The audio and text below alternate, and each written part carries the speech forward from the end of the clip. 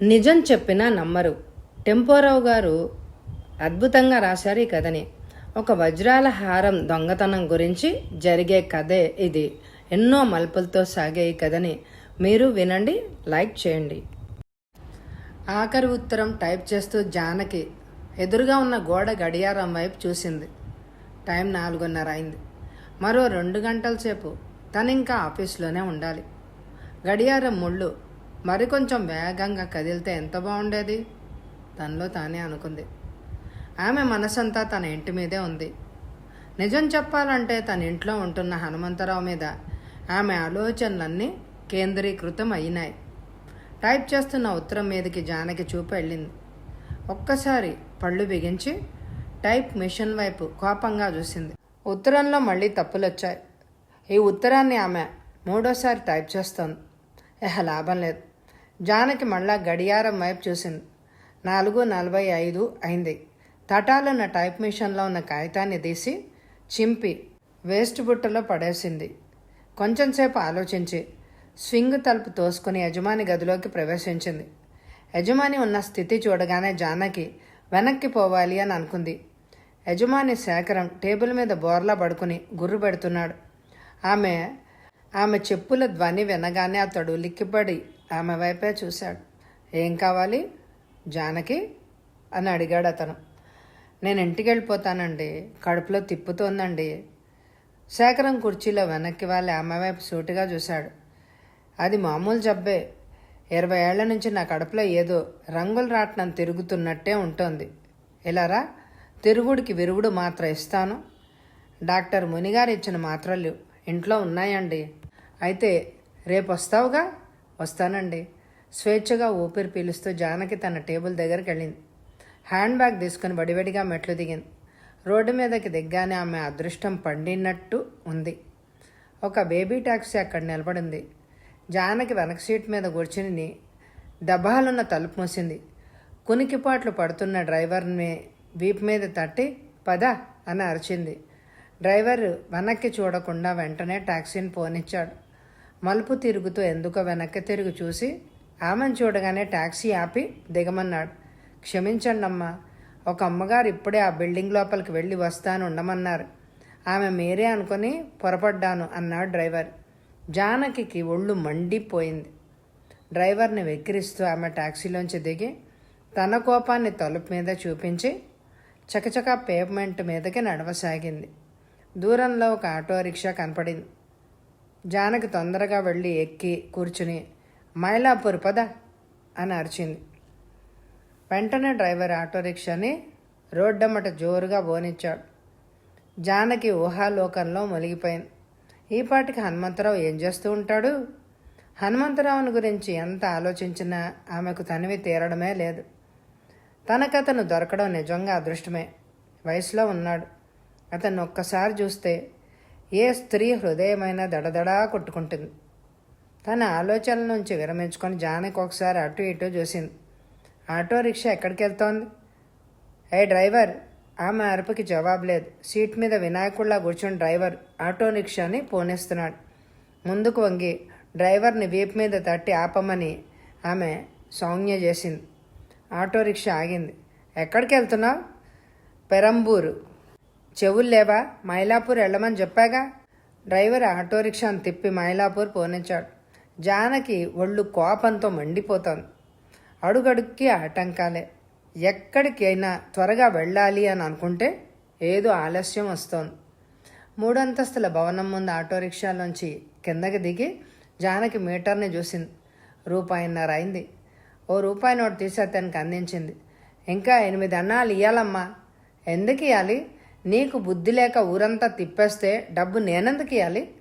కావలిస్తే ఇచ్చిందంతా తృప్తిపడు. ఎక్కువగా మాట్లాడితే అది కూడా లాక్కుంటాను. డ్రైవర్ వైపు చురచురా చూస్తూ జానకి ఇంట్లోకి పరిగెత్తింది. మేడ మెట్లెక్కి 3వ అంతస్తు చేరుకుంది. ఆయాసంతో వరండా మీదకి నడిచి తన 20వ నంబర్ ఫ్లాట్ ముందు నిలబడి మెల్లగా తలుపు తట్టింది. తలుపులు తెరవబడ్డాయి. హనుమంతరావు ఆమెకు ఎదురుగా నిలబడ్డాడు. అతన్ని చూడగానే జానకి లోకాన్ని అంతటినీ మర్చిపోయింది. లోపలికి వెళ్ళి తలుపులు మూసింది. ఆమె చేతులు హనుమంతరావు మెడను చుట్టేశాయి. నేను వచ్చేసరికి నువ్వు ఉంటావో ఉండవో అని భయపడ్డాను హను. ఎక్కడికి వెళ్తాను జానకి, నీతో చెప్పకుండా వెళ్ళనుగా. ఇద్దరూ లోపలున్న పడగదిలోకి వెళ్ళారు. ఆమె నీరసంగా మంచం మీద వాలింది. హనుమంతరావు ఆమె పక్కనే కూర్చున్నాడు, ఆమె జుట్టు నిమురుతూ. జానకి, నిన్న నీతో చెప్పిందంతా సవ్యంగా జరిగితే నువ్వు ఇటుపైన మీ ఆఫీస్కి వెళ్ళడం అనవసరం. పొద్దున 10ంటికి వెళ్తావు, సాయంత్రం 6ంటికి వస్తావు. నెల తిరిగేసరికి ముట్టేది మాత్రం 100 రూపాయలు. అతడి నవ్వులో ఆక్షేపణ ధ్వనిస్తోంది. అలా అనకు, ఏదో వస్తోంది. నీకెలాగూ ఉద్యోగం లేదు. ఈ ఉద్యోగం కూడా లేకపోతే మనం ఎలా బ్రతుకుతాం? అదంతా ఎందుకులే, దాని గురించి ఏంటి ఆలోచించావు? అనుకున్నది చేయడానికి నిశ్చయించాను. 1,00,000 కావాలంటే రిక్షాలు లాగితే రాదు జానకి. పెద్ద పెట్టున డబ్బు రావాలంటే అన్నిటికీ తెగించి సాహసంతో పనిచేయాలి. నువ్వు నాకు సహాయపడితే నేను జయిస్తాను. అదంతా ఎందుకు? నిన్న నువ్వు చెప్పిన దాని గురించి ఏం ఆలోచించావు? నాకు చాలా భయంగా ఉంది. విమానంలో తీసుకెళ్తున్న వజ్రాల హారాన్ని నువ్వు దొంగిలించగలిగావే అనుకో, దాన్ని ఎలా అమ్ముతావు? అందులోనే సహాయం కావాలి. ఆమె అతని వైపు ఆశ్చర్యంగా చూసింది. భానుమూర్తి నీకు బాగా తెలుసు కదా. ఆ పేరు వినగానే జానకి మొహంలో ఏదో కదిలింది. భానుమూర్తి పేరు ఇతనెందుకు ఎత్తాడు? భానుమూర్తి తనకి బాగా తెలుసునని ఇతన్ని ఎలా తెలుసుకున్నాడు? జానకి, ఇవాళ ఏమీ పని లేక నీ బీరువా వెతికాను. భానుమూర్తి నువ్వు కలిసి తీయించుకున్న ఫోటో చూశాను. దొంగతనంగా చూసినందుకు నన్ను క్షమించు. మరేం పర్వాలేదులే. ఒకప్పుడు భానుమూర్తి నేను ఎంతో స్నేహంగా ఉండేవాళ్ళం. ఇప్పుడు కాదు, 8 ఏళ్ల క్రితం. ఈ 8 ఏళ్లలోనూ భానుమూర్తి చాలా పైకొచ్చాడు జానకి. సంఘం కళ్ళలో మంచివాడని అనిపించుకోవడం కోసం అతడు ఎన్నో వ్యాపారాలు చేస్తున్నాడు. కానీ ఈనాడు కూడా దొంగిలించిన నగలని వాటిని అమ్మి అతడు లక్షలు గడిస్తున్నాడు. అతను నాతో కలిస్తే నా పని క్షణంలో పూర్తయిపోతుంది. భానుమూర్తిని గురించి మర్చిపో. నువ్వు అతనిలాగా అవడం నాకు ఇష్టం లేదు. అతను డబ్బు కోసం ఎంత పనైనా చేసేవాడు. అదంతా భరించలేక చివరికి అతను నేను వదిలేశాను. నువ్వు చెప్పినా లాభం లేదు. నువ్వు నాకు సహాయం చేసినా చెయ్యకపోయినా నా పని నేను మానను. నాకు లక్షలు కావాలి. జానకి కిందకి దిగి పక్క గదిలోకి వెళ్ళింది. కాసేపట్లో 2 కప్పుల్లో కాఫీ పట్టుకొని వచ్చింది. కాఫీ తాగాక ఆమెను ఒళ్ళో కూర్చోబెట్టుకుని ఎంతో ఆప్యాయంగా ఆమెను చూస్తూ ఉండిపోయాడు. ఆమె వయసు 28 ఏళ్ళు ఉంటుంది. అతడి వయసు కూడా దాదాపు అంతే.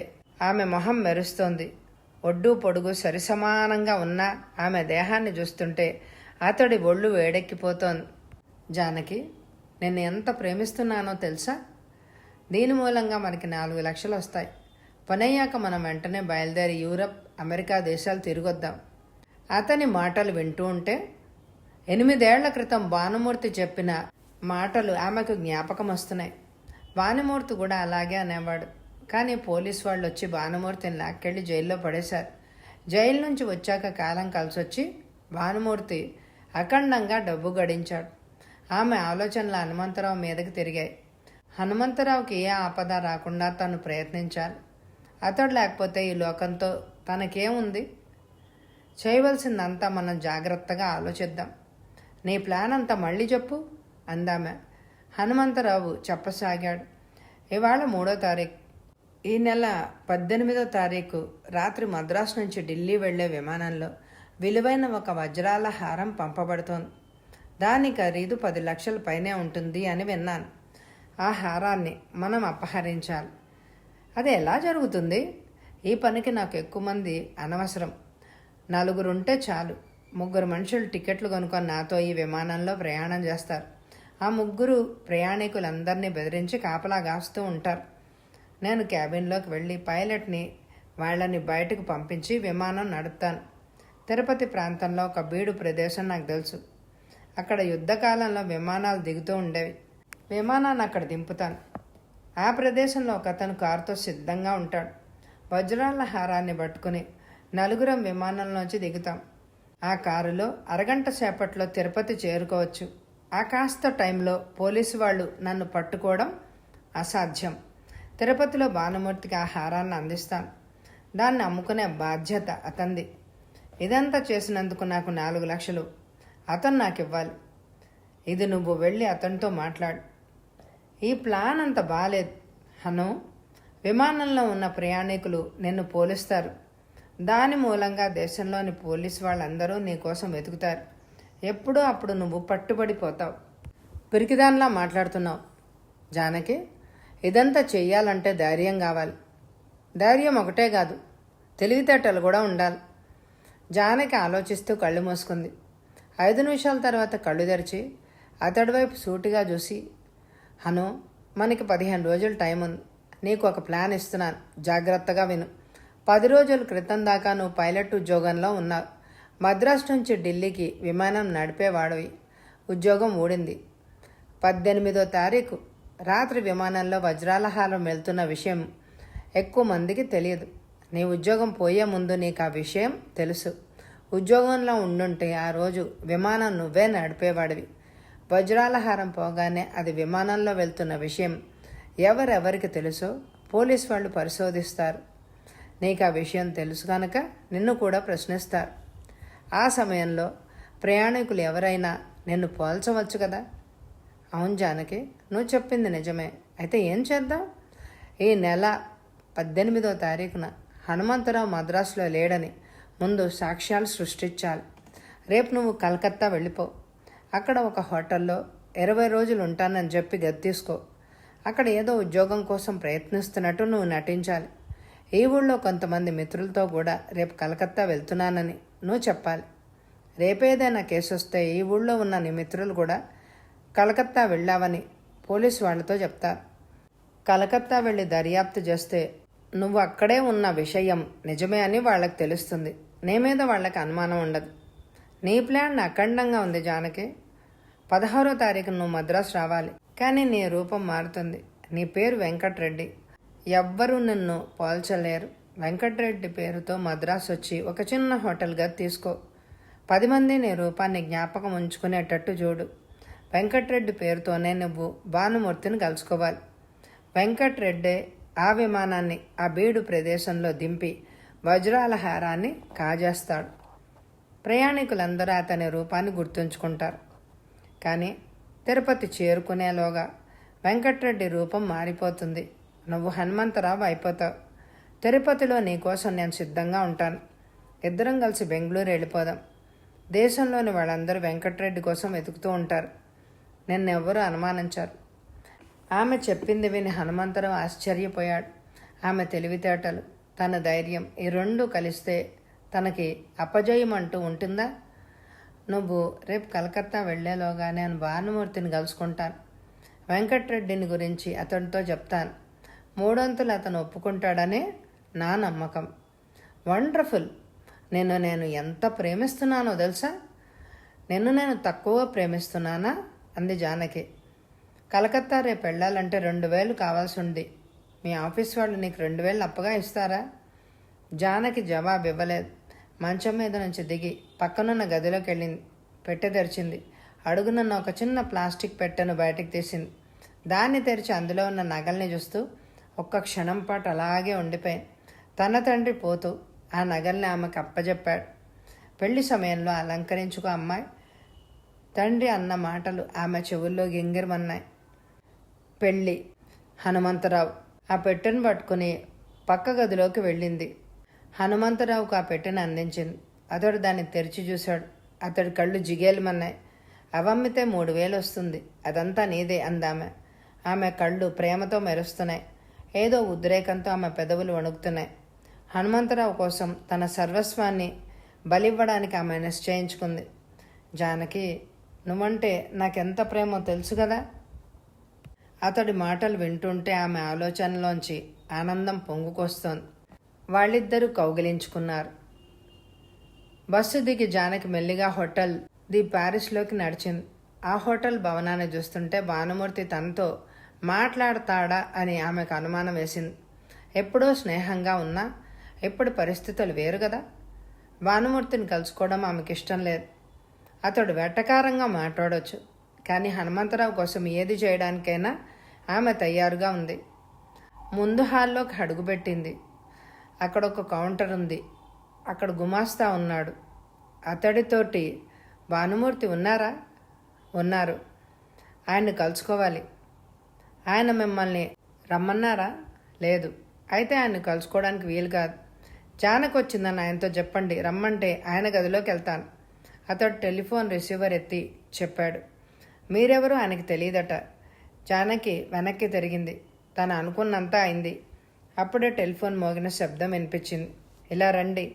ఆ పిలుపు వినగానే ఆమె వెనక్కి తిరిగి కౌంటర్ వద్దకు మళ్ళా నడిచింది. ఆయన మిమ్మల్ని రమ్మన్నారు అన్నాడతను. కొంచెం దూరంలో ఉన్న భానుమూర్తి గదివైపు అతను చేయి చూపించాడు. మెల్లగా ఆ గదిలోకి వెళ్ళింది. తలుపు వెంటనే మూసుకుపోయింది. ఏసీ గది అది. గదంతటిని ఒకసారి పరిశీలించి ఆమె మెల్లిగా టేబుల్ ముందుకెళ్ళి నిలబడింది. టేబుల్ మీద 4 టెలిఫోన్లున్నాయి. భానుమూర్తి రివాల్వింగ్ చైర్లో కూర్చున్నాడు. మనిషి బాగా మారిపోయాడు. లావుగా ఉన్నాడు. తల మీద వెంట్రుకలు అక్కడక్కడ తెల్లబడ్డాయి. నువ్వా? జానకంటే ఎవరో అనుకున్నా. ఎందుకు ఇలా వచ్చావు? అతను కూర్చోమంటాడని ఆమె అనుకుంది. కానీ మామూలు మర్యాదల్ని అతనున్న స్థితిలో మర్చిపోయి ఉంటాడు అని ఆమె గ్రహించింది. భాను, కూర్చోవచ్చా అంది. నేను నీతో ఒక్క నిమిషం మాత్రమే మాట్లాడగలను. నాకు చాలా పనులున్నాయి అన్నాడతను కఠినంగా. ఆమె కుర్చీలో కూర్చుంది. అతడి వైపు సూటిగా చూస్తూ ఇలా అంది. నా పనికి 1/2 నిమిషం చాలు. నిన్న వెంకట్రెడ్డి అనే మనిషితో నాకు పరిచయమైంది. ఏదో విలువైన వజ్రాల హారాన్ని దొంగిలించబోతున్నానని అతను నాతో చెప్పాడు. దాని ఖరీదు 10 లక్షలు ఉంటుంది. కావలిస్తే అతను ఆ హారాన్ని నీకు ఇస్తాను అని అన్నాడు. ఏం చేయవలసింది? నువ్వు అతనితో మాట్లాడొచ్చు. భానుమూర్తి ఆమెను అదో విధంగా చూశాడు. ఎవరతను? నీ కొత్త ప్రియుడా? అది నీకు అనవసరం. 1/2 నిమిషం అయిపోతోంది. కావలిస్తే అతను నిన్ను కలుసుకుంటాడు. జానకి కుర్చీలోంచి లేచి నిలబడింది. భానుమూర్తి టెలిఫోన్ రిసీవర్ తీసి ఇలా చెప్పాడు. మరో 1/2 గంట దాకా ఎవరిని నా గదిలోకి రానీయకు. రిసీవర్ పెట్టేసి జానకి కళ్ళలోకి చూశాడు. ఇప్పుడు ఆమె అతడి కళ్ళకి అంత అందంగా అగుపించడం లేదు. కూర్చో. ఆమె కూర్చుంది. అతడెక్కడున్నాడు?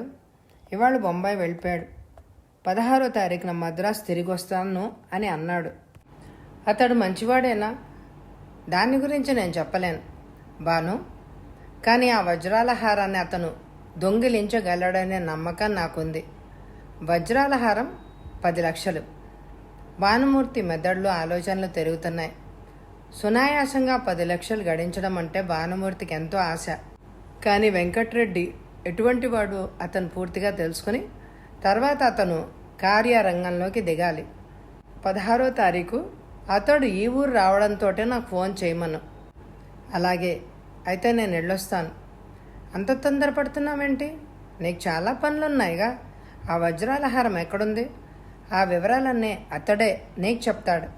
అప్పుడే ఏదో చెప్పడైంది.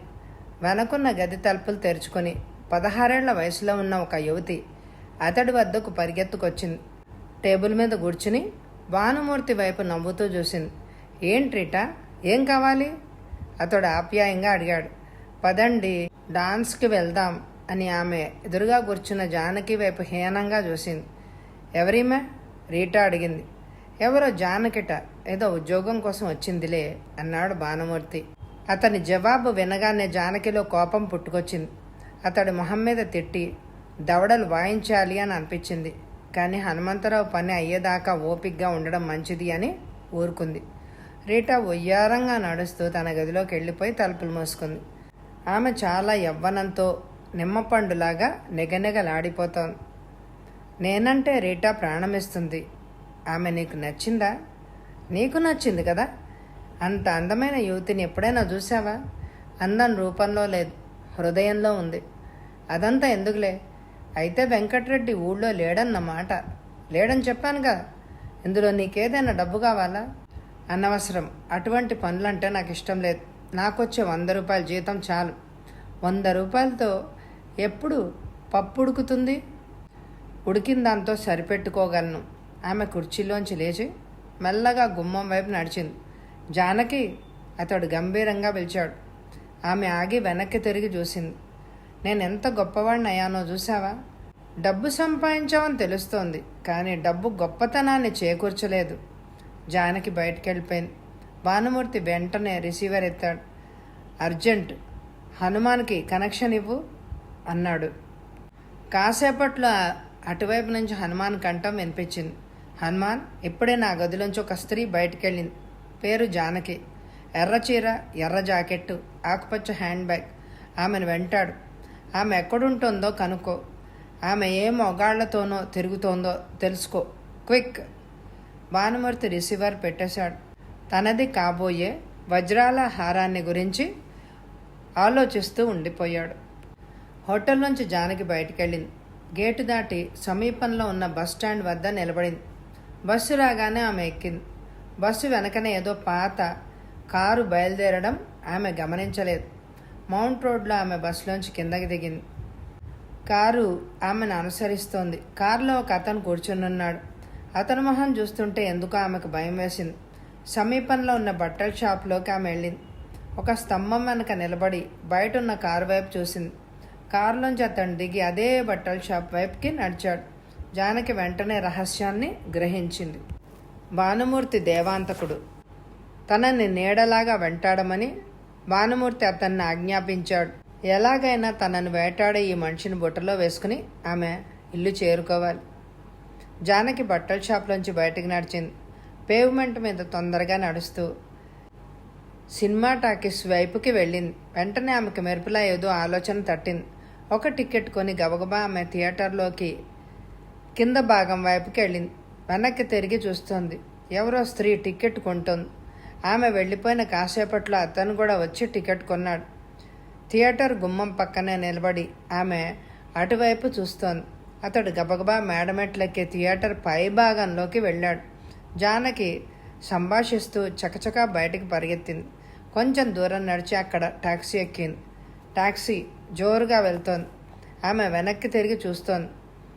ఆ మారిస్ కారు ఎక్కడా కనపడలేదు. ఆమె స్వేచ్ఛగా ఊపిరి పీల్చుకుంది. కాసేపట్లో తన ఇంటి ముందు టాక్సీలోంచి దిగి డ్రైవర్కి డబ్బులు ఇచ్చి వడివడిగా మేడం ఎట్లెక్కింది. గదిలోకి వెళ్ళగానే తలుపులు మూసింది. నీరసంగా పడగదిలోకి వెళ్ళి మంచమే బాలింది.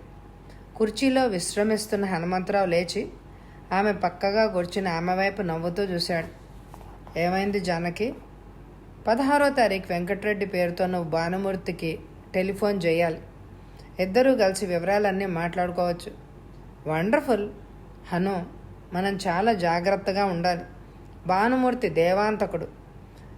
ఎవరినో నన్ను వెంటాడడానికి నియమించాడు. అతన్ని వదిలించుకొని నేను ఇంటికొచ్చాను. ఇవాళ రాత్రి విమానంలో నీతో నేను కలకత్తా వస్తాను. అక్కడ నేను మరో హోటల్లో ఉంటాను. మన ప్లాన్ గురించి పూర్తిగా ఆలోచిద్దాం. అలాగే. హనుమంతరావు ఆమెను ఆప్యాయంగా జుట్టు నిమురుతూ మెల్లగా ముందుకు వంగాడు. జూలై 16వ తారీఖు సాయంత్రం 6 గంటలకి అతడు ట్యాక్సీలోంచి మీనాక్షి విలాస్ హోటల్ ముందు దిగాడు. హోటల్ చిన్నది, చూడ్డానికి అసహ్యంగా ఉంది. మొత్తం హోటల్లో 10 గదులు మాత్రమే ఉన్నాయి. ఎంతైంది అన్నాడు అతను బొంగురుగా. 2 రూపాయలు. అతడు డబ్బు తీసి అతడికి ఇచ్చాడు. మిగిలింది నీ దగ్గరికే ఉంచుకో అన్నాడు అతను. టాక్సీ డ్రైవర్ ఒక్క క్షణం పాటు ఆశ్చర్యంతో అతని వైపు చూస్తూ ఉండిపోయాడు. అతడు పొడుగ్గా ఉన్నాడు. పిల్లి గడ్డం, గుబురుగా పెరిగిన కనుబొమ్మలు, ఫ్రెంచ్ కట్టు మీసాలు, నీలం రంగు సూట్ ధరించాడు. కుంటుతూ నడుస్తున్నాడు. అతన్ని ఒకసారి చూస్తే మరవడం కష్టమే. టాక్సీ కదిలింది. అతడు కుంటుకుంటూ లోపలికెళ్ళాడు. మేనేజర్ని కలుసుకొని గది కావాలన్నాడు. రోజుకి 3 రూపాయలు సార్. జేబులోంచి 100 రూపాయల నోట్ తీసి అతను మేనేజర్కి అందించాడు. ఇది అడ్వాన్స్గా ఉంచుకోండి. మేనేజర్ తెరిచిన పుస్తకంలో వెంకట్ రెడ్డి అని పెద్ద అక్షరాలతో రాశాడు. 9వ నంబర్ గదిలోకి వెళ్ళాడు. తలుపులు మూసి గదిలో పచారులు చేస్తూ గడిపాడు. తన రూపాన్ని చూసుకుంటే తనకే ఆశ్చర్యం వేసింది హనుమంతరావుకి. జానకి అలా మేకప్ చేసింది. ఆమెను మనసులోనే మెచ్చుకున్నాడు. ఆ తర్వాత భానుమూర్తికి ఫోన్ చేశాడు. భానుమూర్తి స్పీకింగ్. నేను వెంకట్రెడ్డిని. జానకి మిమ్మల్ని కలుసుకోమంది. ఇవాళే బొంబాయి నుంచి వచ్చాను. అయితే రాత్రి 7ంటికి హోటల్ డి పారిస్కి రండి. నేను అక్కడికి రావడం మంచిది కాదేమా? మరెక్కడైనా కలుసుకుందాం. అయితే అక్కడ మీరే చెప్పండి. మెరీనా క్యాంటీన్ ముందు సరిగ్గా 8ంటికి ఉండండి. నేను వస్తాను. అలాగే. హనుమంతరావు రిసీవర్ పెట్టేశాడు. మెరీనా దీపాలు ప్రకాశవంతంగా వెలుగుతున్నాయి. రోడ్డు పక్కనే క్యాంటీన్ ముందు హనుమంతరావు నిల్చుని ఉన్నాడు. కాసేపట్లో ఒక కారు కొంచెం దూరంలో ఆగింది. అందులోంచి ఒక అతను దిగి హనుమంతరావు వైపు పరిగెత్తుకొచ్చాడు. జానకి చెప్పిన మనిషి మీరేనా? అడిగాడు అతను. నేనే, వెంకట్రెడ్డి. రండి. హనుమంతరావు అతన్ని అనుసరించాడు. కారు వెనక తలుపుని అతను తెరిచిపట్టుకుని హనుమంతరావుని కారులో కూర్చోమన్నాడు. తలుపు మూసి అతను ముందర సీట్లో కూర్చోగానే డ్రైవరు కారుని రయ్యని పోనిచ్చాడు. వెనక సీట్లో తను ఒక్కడే లేడు. పక్కన ఇంకో వ్యక్తి కూర్చున్నాడు. అతన్ని పరిశీలనగా చూశాడు. తను ఫోటోలో చూసిన భానుమూర్తికి, ఇప్పుడు తన పక్కన కూర్చున్న భానుమూర్తికి చాలా తేడా ఉంది. భానుమూర్తి ముందు కొంగి, డ్రైవర్, కార్ని మెల్లగా పోని, మళ్ళా నేను చెప్పేదాకా ఈ బీచ్ రోడ్డమ్మటే అటు ఇటు తిప్పుతూ ఉండు అన్నాడు. డ్రైవర్ బుర్ర ఆడించాడు. కొంచెం సేపు అయ్యాక భానుమూర్తి పక్కన కూర్చున్న అతని వైపు తిరిగాడు. చెప్పవలసింది త్వరగా చెప్పండి, నాకు చాలా పనులున్నాయి అన్నాడు భానుమూర్తి అధికార ధోరణిలో. 18వ తారీఖు రాత్రి మద్రాసు నుంచి ఢిల్లీ వెళ్లే విమానంలో 10 లక్షల విలువైన వజ్రాల హారం పంపబడుతోంది. దాన్ని జయప్రదంగా దొంగిలించి మీకు ఇవ్వడానికి తయారుగా ఉన్నాను. అందుకు నాకు మీరు 4 లక్షలు ఇవ్వాలి. ఆ హారం విలువ ఎంత ఉంటుందో మీకెలా తెలుసు? అదంతా మీకు అనవసరం. అది ఎలాగో నాకు తెలిసింది. ఢిల్లీలోనే సేట్ గులాబ్ చంద్ మీకు తెలిసే ఉంటాడు. ఈ హారం ఆయనకి పంపబడుతుంది. సేట్ గులాబ్ చంద్ పేరు వినగానే భానుమూర్తి ఉలిక్కిపడ్డాడు. ఢిల్లీలో చాలా పేరు పొందిన వ్యాపారస్తుడు అతను. అతడితో పరిచయం లేకపోయినా ఆ పేరు భానుమూర్తి ఎన్నోసార్లు విన్నాడు. ఏదో విలువైన వజ్రాల హారం గులాబ్ చంద్ సౌదీ అరేబియా రాజుకు అమ్మబోతున్నాడని భానుమూర్తికి అంతకుముందే తెలుసు. బహుశా అది ఈ హారమేనేమో. ఇదంతా మీరు ఎలా చేస్తారు? విమానాశ్రయం చేరేలోగానే హారాన్ని దొంగిలిస్తారా? అది సాధ్యం కాదు. విమానాశ్రయానికి ఒక వ్యాన్లో ఆ హారం వస్తుంది. ఆ వ్యాన్లోనే దాన్ని కాపాడడానికి ఆయుధాలతో సహా ఎక్కువ మందే ఉంటారు. వజ్రాల హారం విమానంలో పెట్టాక నా పని ప్రారంభిస్తాను. నాకు సహాయంగా 4 మనుషులుంటే చాలు. 3 టికెట్లు కొనుక్కొని నాతో మామూలు ప్రయాణికుల్లాగా విమానంలోకి ఎక్కి కూర్చుంటారు. విమానం నాగ్పూర్ చేరేలోగా నా పని నేను పూర్తి చేస్తాను.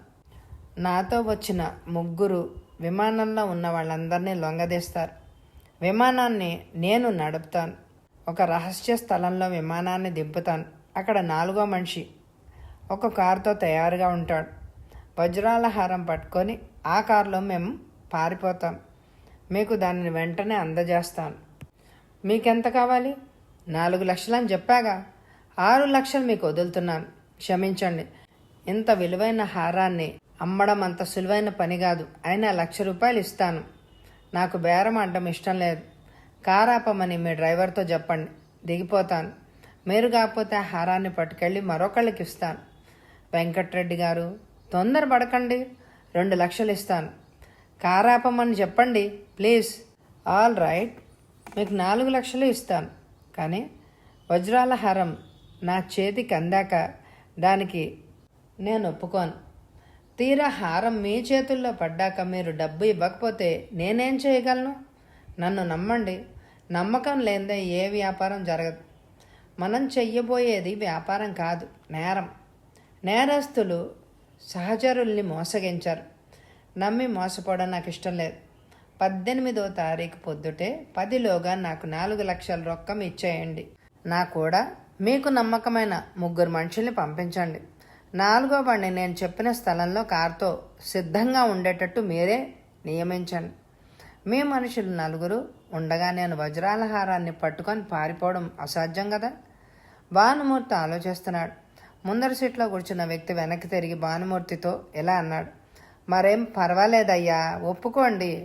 మనల్ని మోసం చేసినవాడు ఈ లోకంలో ఊపిరి పీల్చాడు కదా. అన్నిటికీ ఒప్పుకున్నాను. మీరు మమ్మల్ని మోసం చేయడానికి ప్రయత్నించారా? మీకు ఇక పుట్టగతులే ఉండవు. హనుమాను దయాదాక్షిణ్యం లేని మనిషి. మోసం చేసిన వాళ్ళని అతడు చిత్రవధ చేస్తాడు. హనుమంతరావు ముందు సీట్లో కూర్చున్న హనుమాన్ వైపు ఒకసారి తేరిపారా చూశాడు. డ్రైవర్, కారాపు. కారు ఆగింది. ఎక్కడుంటున్నారు? ట్రిప్లికెన్ మీనాక్షి విలాస్ హోటల్. దిగండి. 18వ తారీఖు పొద్దున్నే మీకు 4 లక్షలు పంపుతాను. ప్రతిమ కార్యక్రమాన్ని గురించి అటుపైన ఆలోచిద్దాం. హనుమంతరావు కిందకి దిగాడు. కారు మెరుపులాగా మలుపు తిరిగి మాయమైంది. అతడు కుంటుకుంటూ మీనాక్షి హోటల్ వైపు నడవసాగాడు. 18వ తారీఖు సాయంత్రం హనుమంతరావు జానకిని రహస్యంగా బుహారీ హోటల్లో కలుసుకున్నాడు. ఇద్దరూ ఒక గదిలో కూర్చున్నాడు. వాళ్ళేదో బాయ్కి ఆర్డర్ ఇచ్చారు. బాయ్ వెళ్ళిపోగానే తగ్గు స్వరంతో జానకి ఇలా అంది, 4 లక్షలు మనకొచ్చాయి హను. అయినా నాకెందుకో భయంగా ఉంది. ఆ రోజు పొద్దుటే భానుమూర్తి 4 లక్షల రూపాయలు హనుమంతరావుకి అందజేస్తాడు. డబ్బు వచ్చిన కాసేపట్లో జానకి అతన్ని రహస్యంగా కలుసుకుంది. ఆ డబ్బు అతన్ని ఒక సేఫ్టీ డిపాజిట్ వాల్డ్లో ఉంచి 30,000 మాత్రం పట్టుకొని ఇద్దరూ బయటకు వచ్చారు. అనవసరంగా భయపడకు జానకి, ఇవాళ రాత్రితో నా పని పూర్తయిపోతుంది. పని అవగానే తిరుపతిలో నిన్ను నేను కలుసుకుంటాను. ఇద్దరం వెంటనే మన ప్లాన్ ప్రకారం బెంగళూరు పోదాం. కొంతకాలం పాటు అక్కడ తలదాచుకుంటే అటుపైన హాయిగా జీవించవచ్చు. ఎందుకో జానకి చేతులు వణుకుతున్నాయి. జానకి, భయపడుతున్నావు అన్నాడతను. పోలీస్ వాళ్ళని గురించి నేను భయపడ్డం లేదు. నువ్వు ఒకవేళ ఆ హారాన్ని దొంగిలించకపోతే భానుమూర్తి ఏం ఊరుకోడు. అతడు ఎంత నీచమైన పనైనా చేస్తాడు అని అందామే. దాని గురించి ఏం ఆలోచించకు, అన్నీ సవ్యంగానే జరుగుతాయి. నువ్వు మాత్రం జాగ్రత్తగా ఉండు. ఇవాళ రాత్రి 1 గంటకో నేను తిరుపతిలో కలుసుకుంటాను. ప్రయత్నానికి ఫలితానికి మధ్య ఎన్నో గోడలుంటాయి హను. అవన్నీ దూకే శక్తి నాకుందిలే. అక్కడి నుంచి తిన్నగా వెళ్ళి మనం కొన్న పాత కారు తీసుకుంటాను. రాత్రి 8లోగా తిరుపతికి బయలుదేరతాను అందామె. హనుమంతరావు, నా పని ఫలించాలని దీవించు జానకి. ఆమె మాట్లాడకుండా కళ్ళు మూసుకుంది. మనసులో ఏదో ప్రార్థన చేస్తోందని అతడు గ్రహించాడు. మెరుస్తున్న కళ్ళతో చివరికి ఆమె అతని వైపు చూసింది. నేను వెళ్ళొస్తాను. 10 నిమిషాలు ఇక్కడ కూర్చుని తర్వాత నువ్వు వెళ్ళు అని హనుమంతరావు బయటికి కదిలాడు. రాత్రి 10 కావస్తోంది. విమానాశ్రయం ముందు ఆపిన కారులో వాళ్ళందరూ కూర్చుని ఉన్నారు. హనుమంతరావు టెన్షన్గా ఉన్నాడు. మరో గంటలో భానుమూర్తి 3 మనుషులతోటి తన విమానంలో ఉంటాడు. తను చేయవలసిందంతా అతడు ఊహించుకున్నాడు. అప్పుడే అతన్ని ఎవరో గట్టిగా తట్టారు. ఏదో వ్యాన్ చప్పుడు చేసుకుంటూ విమానాశ్రయం ముందు ఆగింది. అందరూ అటువైపే చూస్తున్నారు. వ్యాన్ వెనక తలుపులు తెరవబడ్డాయి. తుపాకీలతో 4 మనుషులు కింద కురికారు. 5వ వాడు ఏదో పెట్టబట్టుకొని బయటకు దిగాడు. అతని మొలలో ఉన్న పిస్టల్ని చూడగానే హనుమంతరావుకి గాబరా ప్రారంభమైంది. ఒకవేళ అతను కూడా విమానంలో ఆ పెట్టెతో ప్రయాణం చేస్తాడా? అతను ప్రయాణం చేస్తే వజ్రాల హారం ఉన్న పెట్టెను దొంగిలించడం కష్టమైన పనే. దీన్ని గురించి అతను మొదట్లో ఊహించలేడు. కారులో ఉన్న భానుమూర్తి మనిషి తగ్గు స్వరంతో ఇలా అన్నాడు, ఈ 3 మీతో వస్తారు. తిరుపతి ప్రాంతంలో మీరు చూపెట్టిన స్థలంలో మా 4వ వాడు కారుతో సిద్ధంగా ఉంటాడు. ఆ స్థలానికి 5 మైళ్ళ దూరంలో ఉన్న చంద్రగిరిలో భానుమూర్తి గారి భవనంలో హనుమాన్ ఉంటాడు. మీరు వజ్రాల హారం పట్టుకెళ్ళి అతడికి ఇయ్యాలి. ఏదైనా మోసం చేయడానికి ప్రయత్నిస్తే మా వాళ్ళు ఊరుకోరు. 3 పిస్టల్స్ పేల్చడంలో ఆరితేరిన వాళ్ళు. అలాగే అన్నాడు హనుమంతరావు. కారులోంచి 4 దిగారు. కారు విమానాశ్రయం విడిచి తొందరగా వెళ్ళిపోయింది. తన దగ్గరగా నిలబడ్డ 3 హనుమంతరావు పరిశీలనగా చూశాడు. వాళ్ల మొహాలు చూడగానే ఎంతమందిని చంపడానికైనా వెనుదియ్యరు అని తనలో తానే అనుకున్నాడు. కానీ ఇటువంటి పనులకు అటువంటి వాళ్ళు అత్యవసరం. 4 విమానాశ్రయంలోకి వెళ్లారు.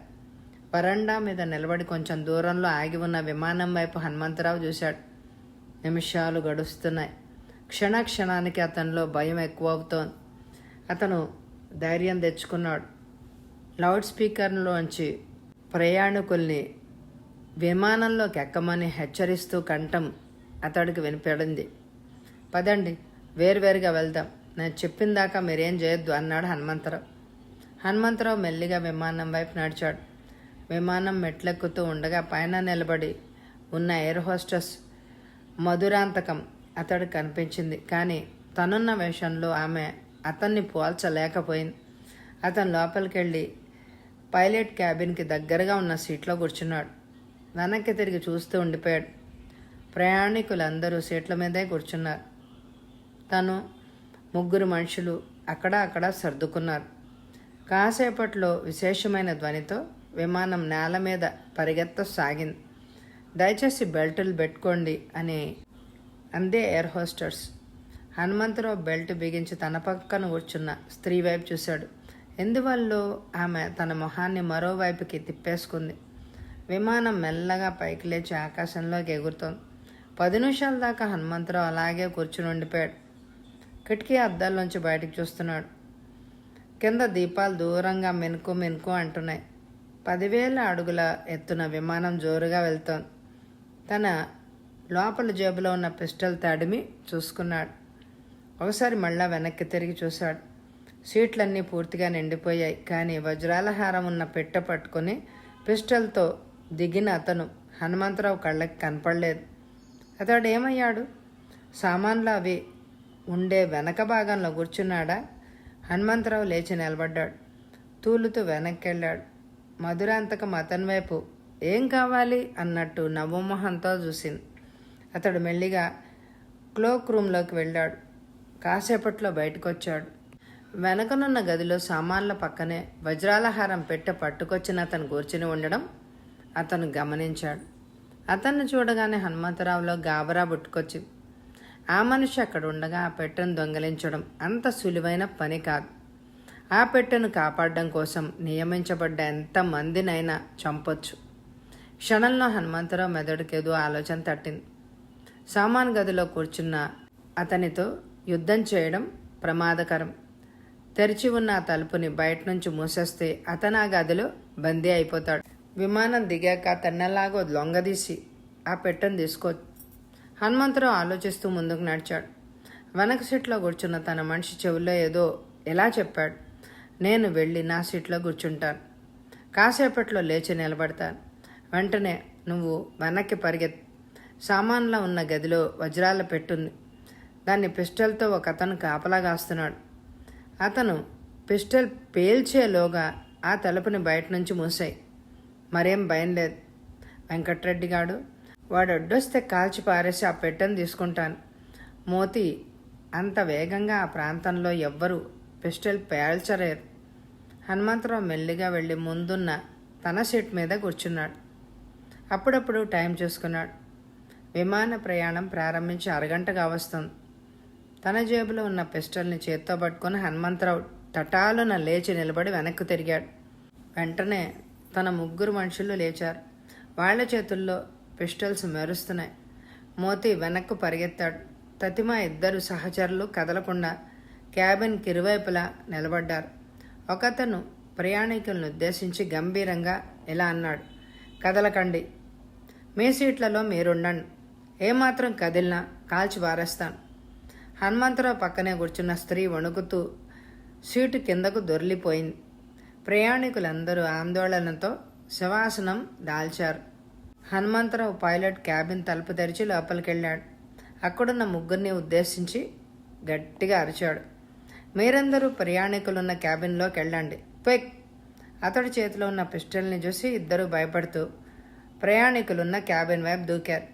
పైలట్ మాత్రం తన సీట్లో అలాగే కూర్చుని ఉన్నాడు. అతను హనుమంతరావుకి తెలిసినవాడే.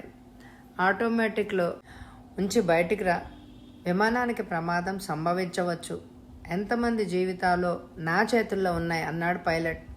వాళ్ళ గొడవ నీకెందుకు, నీ ప్రాణం మీద ఆశ ఉంటే నేను చెప్పింది చెయ్యి. మరి గత్యంతరం లేక పైలట్ సీట్లోంచి లేచాడు. హనుమంతరావు అతన్ని బలంగా ప్రయాణికులున్న చోటికి తోసి క్యాబిన్ తలుపు మూసేశాడు. కాక్పిట్లో కూర్చుని విమానాన్ని వేగంగా పోనిచ్చాడు. తను విమానం నడిపి ఎంతకాలమైంది?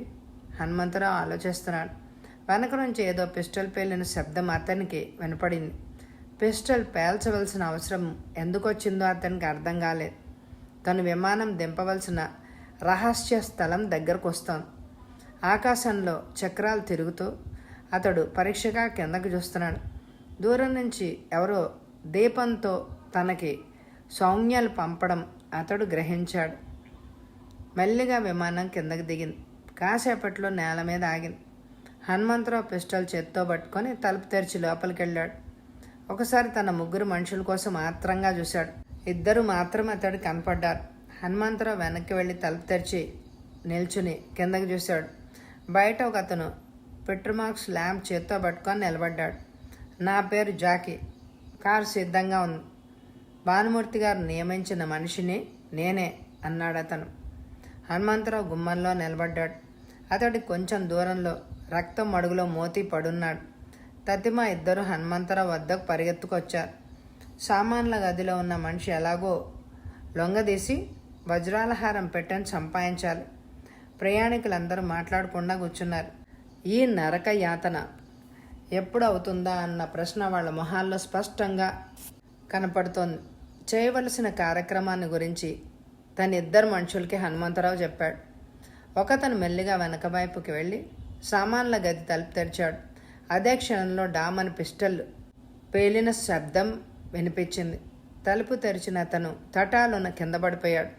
5 నిమిషాలకు లోపలున్న వాచ్మెన్తో బయటున్న హనుమంతరావు అతని సహచరుడు బుల్లెట్లతో పోట్లాడారు. హనుమంతరావుతో ఉన్న మూడో అతను కూడా నేల కూలాడు. ఇదంతా ఇలా పరిణమిస్తుందని హనుమంతరావు అనుకోలేదు. ధైర్యంగా సామాన్లున్న గదిలోకి వెళ్ళాడు. రక్తం మడుగులో వాచ్మెన్ పడున్నాడు. నిస్సహాయంగా అతడు చెయ్యి వజ్రాల హారం ఉన్న పెట్టెను అంటిపెట్టుకునే ఉంది. హనుమంతరావు ఆ పెట్టెను తీసుకొని విమానంలోంచి దూకాడు. జాకీ అతను సమీపంలో ఉన్న కారు వద్దకు పరిగెత్తారు. హనుమంతరావు డ్రైవింగ్ సీట్లో కూర్చుని దబాలన తలుపు మోశాడు. రెండో వైపు నుంచి జాకీ తలుపు తెరుచుకొని కారెక్కబోతున్నాడు. హనుమంతరావు పిస్టల్ తటాలన పేలింది. జాకీ కేకేస్తూ వెనక్కి పడిపోయాడు. కారు తలుపు దానంతట అదే మూసుకుపోయింది. హనుమంతరావు ఒంటరిగా కారును పోనించాడు. అతని మెదడులో ఆలోచనలు టాక్సీలా పరిగెడుతున్నాయి. మొదట్లో ఎవరినీ చంపనవసరం లేకుండా వజ్రాల హారం అతడికి దొరుకుతుంది అని భావించాడు.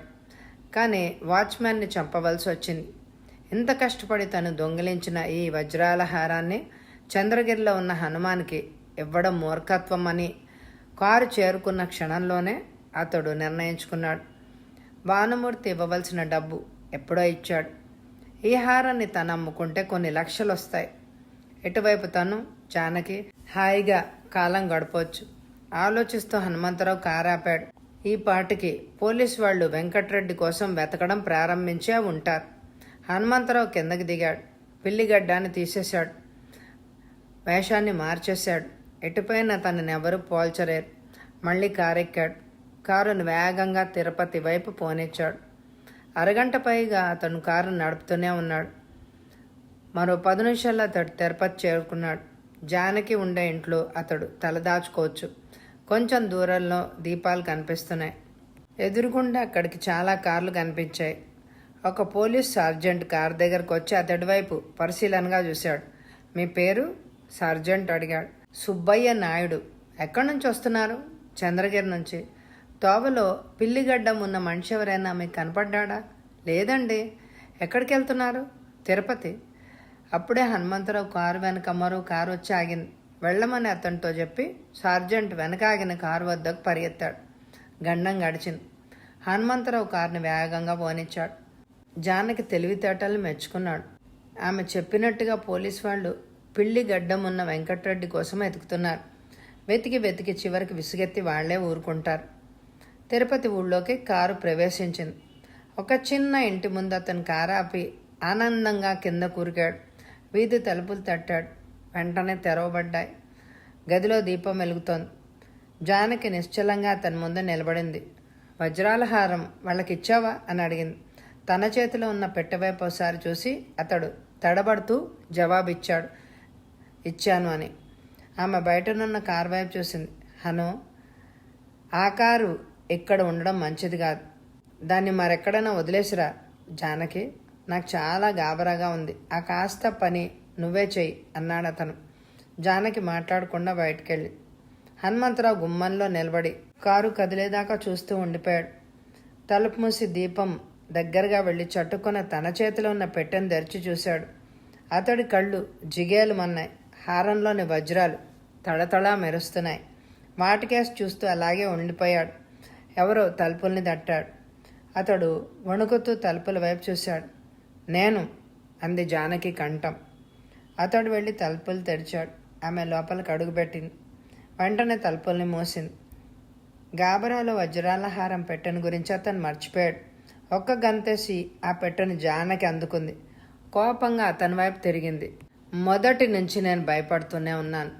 భానుమూర్తి మంచివాడు కాదు. అతన్ని మోసం చేసి నేను బ్రతకడం కష్టం అందామె. ఊరుకో జానకి, అతనికంటే ఎక్కువ ధైర్యం నాకు ఉంది. అన్నిటికీ తెగించి ఇదంతా నేను అతని కోసం చేయలేదు, నీకోసం చేశాను. భానుమూర్తి అంటే అందరూ భయపడొచ్చు, కానీ అతనంటే నాకేం భయం లేదు. అతడికి బుద్ధి చెప్తాను. కొంచెం సేపటి వరకు ఆమె మాట్లాడలేదు. నాకెందుకో భయంగా ఉంది అందామె. మరేం భయపడకు, మన ప్లాన్ ప్రకారం నేను వెంటనే బెంగళూరు వెళ్ళిపోదాం మన ఇద్దరం. అక్కడ తర్వాత కార్యక్రమం ఆలోచిద్దాం. 15 రోజులు ఏ హోటల్లోనో తలదాచుకుంటే మనల్ని గురించి లోకం మర్చిపోతుంది. అటుపైన మనం జయప్రదంగా విదేశాలన్నీ తిరిగి రావచ్చు. జానకి అతని వైపు చూస్తూ ఉండిపోయింది. ఆమె నోటమ్మట మాట పెకల్లేదు. మెల్లిగా దగ్గరికి వెళ్ళి అతడు ఆమె 2 చేతులు పట్టుకున్నాడు. ఇంతవరకు నాకు ధైర్యం ఇచ్చిందే నువ్వు. ఇప్పుడు నువ్వే వెనక్కి అడిగేస్తే నేనేమవుతాను జానకి అన్నాడు అతను లాలనగా. ఆమె జవాబు ఇవ్వకుండా అతని భుజం మీదకి వాలింది. కాసేపట్లో పాత కారు శరవేగంగా బెంగళూరు వైపు సాగిపోయింది. జానకి నడుపుతోంది. హనుమంతరావు కళ్ళు మూసుకొని కలలు కంటున్నాడు.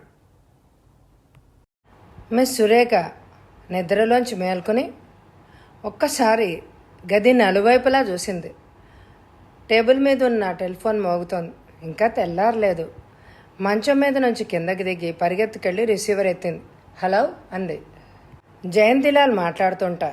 అశ్వత్థామ గారు ఉన్నారా? ఆమె చూపు అప్రయత్నంగా మంచం మీద పడుకున్న అశ్వత్థామ మీదకి వెళ్ళింది. క్షమించండి, నిద్రపోతున్నారు. దయచేసి ఆయన్ని లేపండి. చాలా అర్జెంట్ పని మీద ఆయనతో మాట్లాడాలి. సురేఖ ఆయన లేపింది. ఆయన ఫోన్ దగ్గరకు వచ్చాడు. Hello, Ashwatthama speaking. నమస్తే, డైమండ్ ఇన్సూరెన్స్ కంపెనీ చైర్మన్ జయంతిలాల్ని మాట్లాడుతుంటా. రాత్రి మద్రాసు నుంచి ఢిల్లీ వెళ్లే విమానంలో ఒక వజ్రాల హారం పంపబడింది. తిరుపతి ప్రాంతంలో ఆ విమానాన్ని బలాత్కారంగా కిందకు దింపి కొంతమంది ఆ హారాన్ని పట్టుకుపోయారు. దాంతో మీకేమైనా సంబంధం ఉందా? ఉండకపోతే ఇంత తెల్లారగట్టే మిమ్మల్ని లేపుతానా? అది మా కంపెనీతో 10 లక్షలకి ఇన్సూర్ చేయబడింది. అది దొరక్కపోతే మా కంపెనీ 10 లక్షలు ఇవ్వవలసి ఉంటుంది. ఎవరికి ఇవ్వాలి? నేను గులాబ్ చంద్కి. అతడి పేరు మీరు వినే ఉంటారు. ఢిల్లీలో పెద్ద వ్యాపారస్తుడు. ఇదంతా ఎలా జరిగింది? పూర్తిగా వివరాలు నాకు కూడా ఇంకా తెలియవండి. 2 గంటల క్రితం ఎయిర్పోర్ట్ నుంచి నా మిత్రుడు ఒకడు ఈ వార్త చెప్పాడు నాకు ఫోన్లో. కాసేపటి వరకు అశ్వత్థామ మాట్లాడలేదు. అశ్వత్థామ గారు, మీరు నాకు సహాయం చేయాలి. 1,00,000 రూపాయల వరకు మీకు ఇవ్వడానికి నేను నిశ్చయించుకున్నాను. దొంగలు దొరికినా దొరక్కపోయినా ఆ వజ్రాల హారాన్ని మాత్రం మీరు ఎలాగైనా పట్రావాలి. ప్రయత్నిస్తాను. అశ్వత్థామ రిసీవర్ పెట్టేసి సమీపంలో నిలబడ్డ సురేఖ దగ్గరికి వెళ్ళాడు. ఏం జరిగింది? వజ్రాల హారం పోయిందట. ఇది చాలా విచిత్రంగా జరిగిందంటూ జరిగిందంతా చెప్పాడు. ఆ తర్వాత అతడు చకచకా ఫ్రెష్ అయి బయటికి వెళ్ళబోతూ, రేఖ, ఇన్స్పెక్టర్ ప్రతాప్కి ఫోన్ చేసి ఈ విమాన ప్రయాణం గురించి అతనికి తెలిసిన విషయాలన్నీ కనుక్కో. నేను ఎయిర్పోర్ట్కి వెళ్తాను. సురేఖ ప్రతాప్కి ఫోన్ చేసింది. ప్రతాప్ గారు బిజీగా ఉన్నారా? అవునండి, రాత్రి 1 గంట నుంచి విరామం లేకుండా పనిచేస్తున్నాను. ఇటువంటి దోపిడీ ఇంతవరకు మన దేశంలో జరగలేదు. ఢిల్లీ వెళ్లే విమానాన్ని రాత్రి 12 ప్రాంతంలో తిరుపతి దగ్గరగా కిందకి దింపి అందులో రహస్యంగా పంపబడిన వజ్రాల హారాన్ని ఎవరో పట్టుకుపోయారు. ఆ విమానం ఇంకా అక్కడే ఉందా? ఇంకా అక్కడే ఉంది. ప్రయాణికులందరినీ మాత్రం వాహనంలో మద్రాసు తీసుకొచ్చాను. ఇప్పుడు వాళ్ళనే ప్రశ్నిస్తున్నాను. ఏదైనా తెలిసిందా? కావలసినంతా తెలిసింది. 4 మగవాళ్ళు టికెట్లు కొనుక్కుని మద్రాసులో విమానం ఎక్కారు అంటూ వాళ్ళు చెప్పిందంతా వివరించాడు సురేఖకి ఇన్స్పెక్టర్ ప్రతాప్. రాత్రి విమానం దిగిన ప్రాంతంలో ఉన్న రోడ్లన్నీ చెకప్ చేయించాం. ప్రతి కారుని ఆపిని పరీక్షించాం. కానీ ఆ పిల్లిగడ్డ మనిషి ఎక్కడా కనపడలేదు. ఇప్పటికతనికి గడ్డం లేదేమో. గుడ్ హెవెన్స్, ఆ ఆలోచన మనకింకా తట్టలేదు.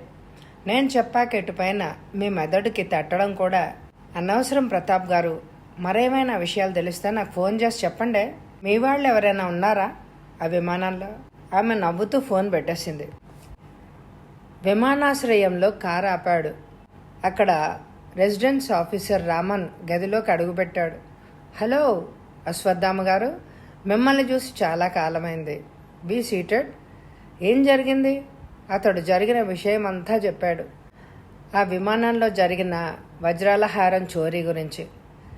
ఆ వజ్రాల హారం విమానంలో వెళ్తుందని చాలామందికి తెలుసా?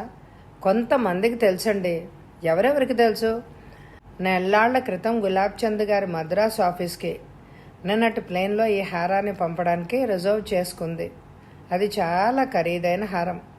అందువల్ల విమానం నడిపే పైలట్ని, ఎయిర్ హోస్టర్స్ని కూడా జాగ్రత్తగా ఉండమని హెచ్చరించాం. నిన్నటి విమానానికి పైలట్గా ఎవరున్నారు? సురేంద్రనాథ్.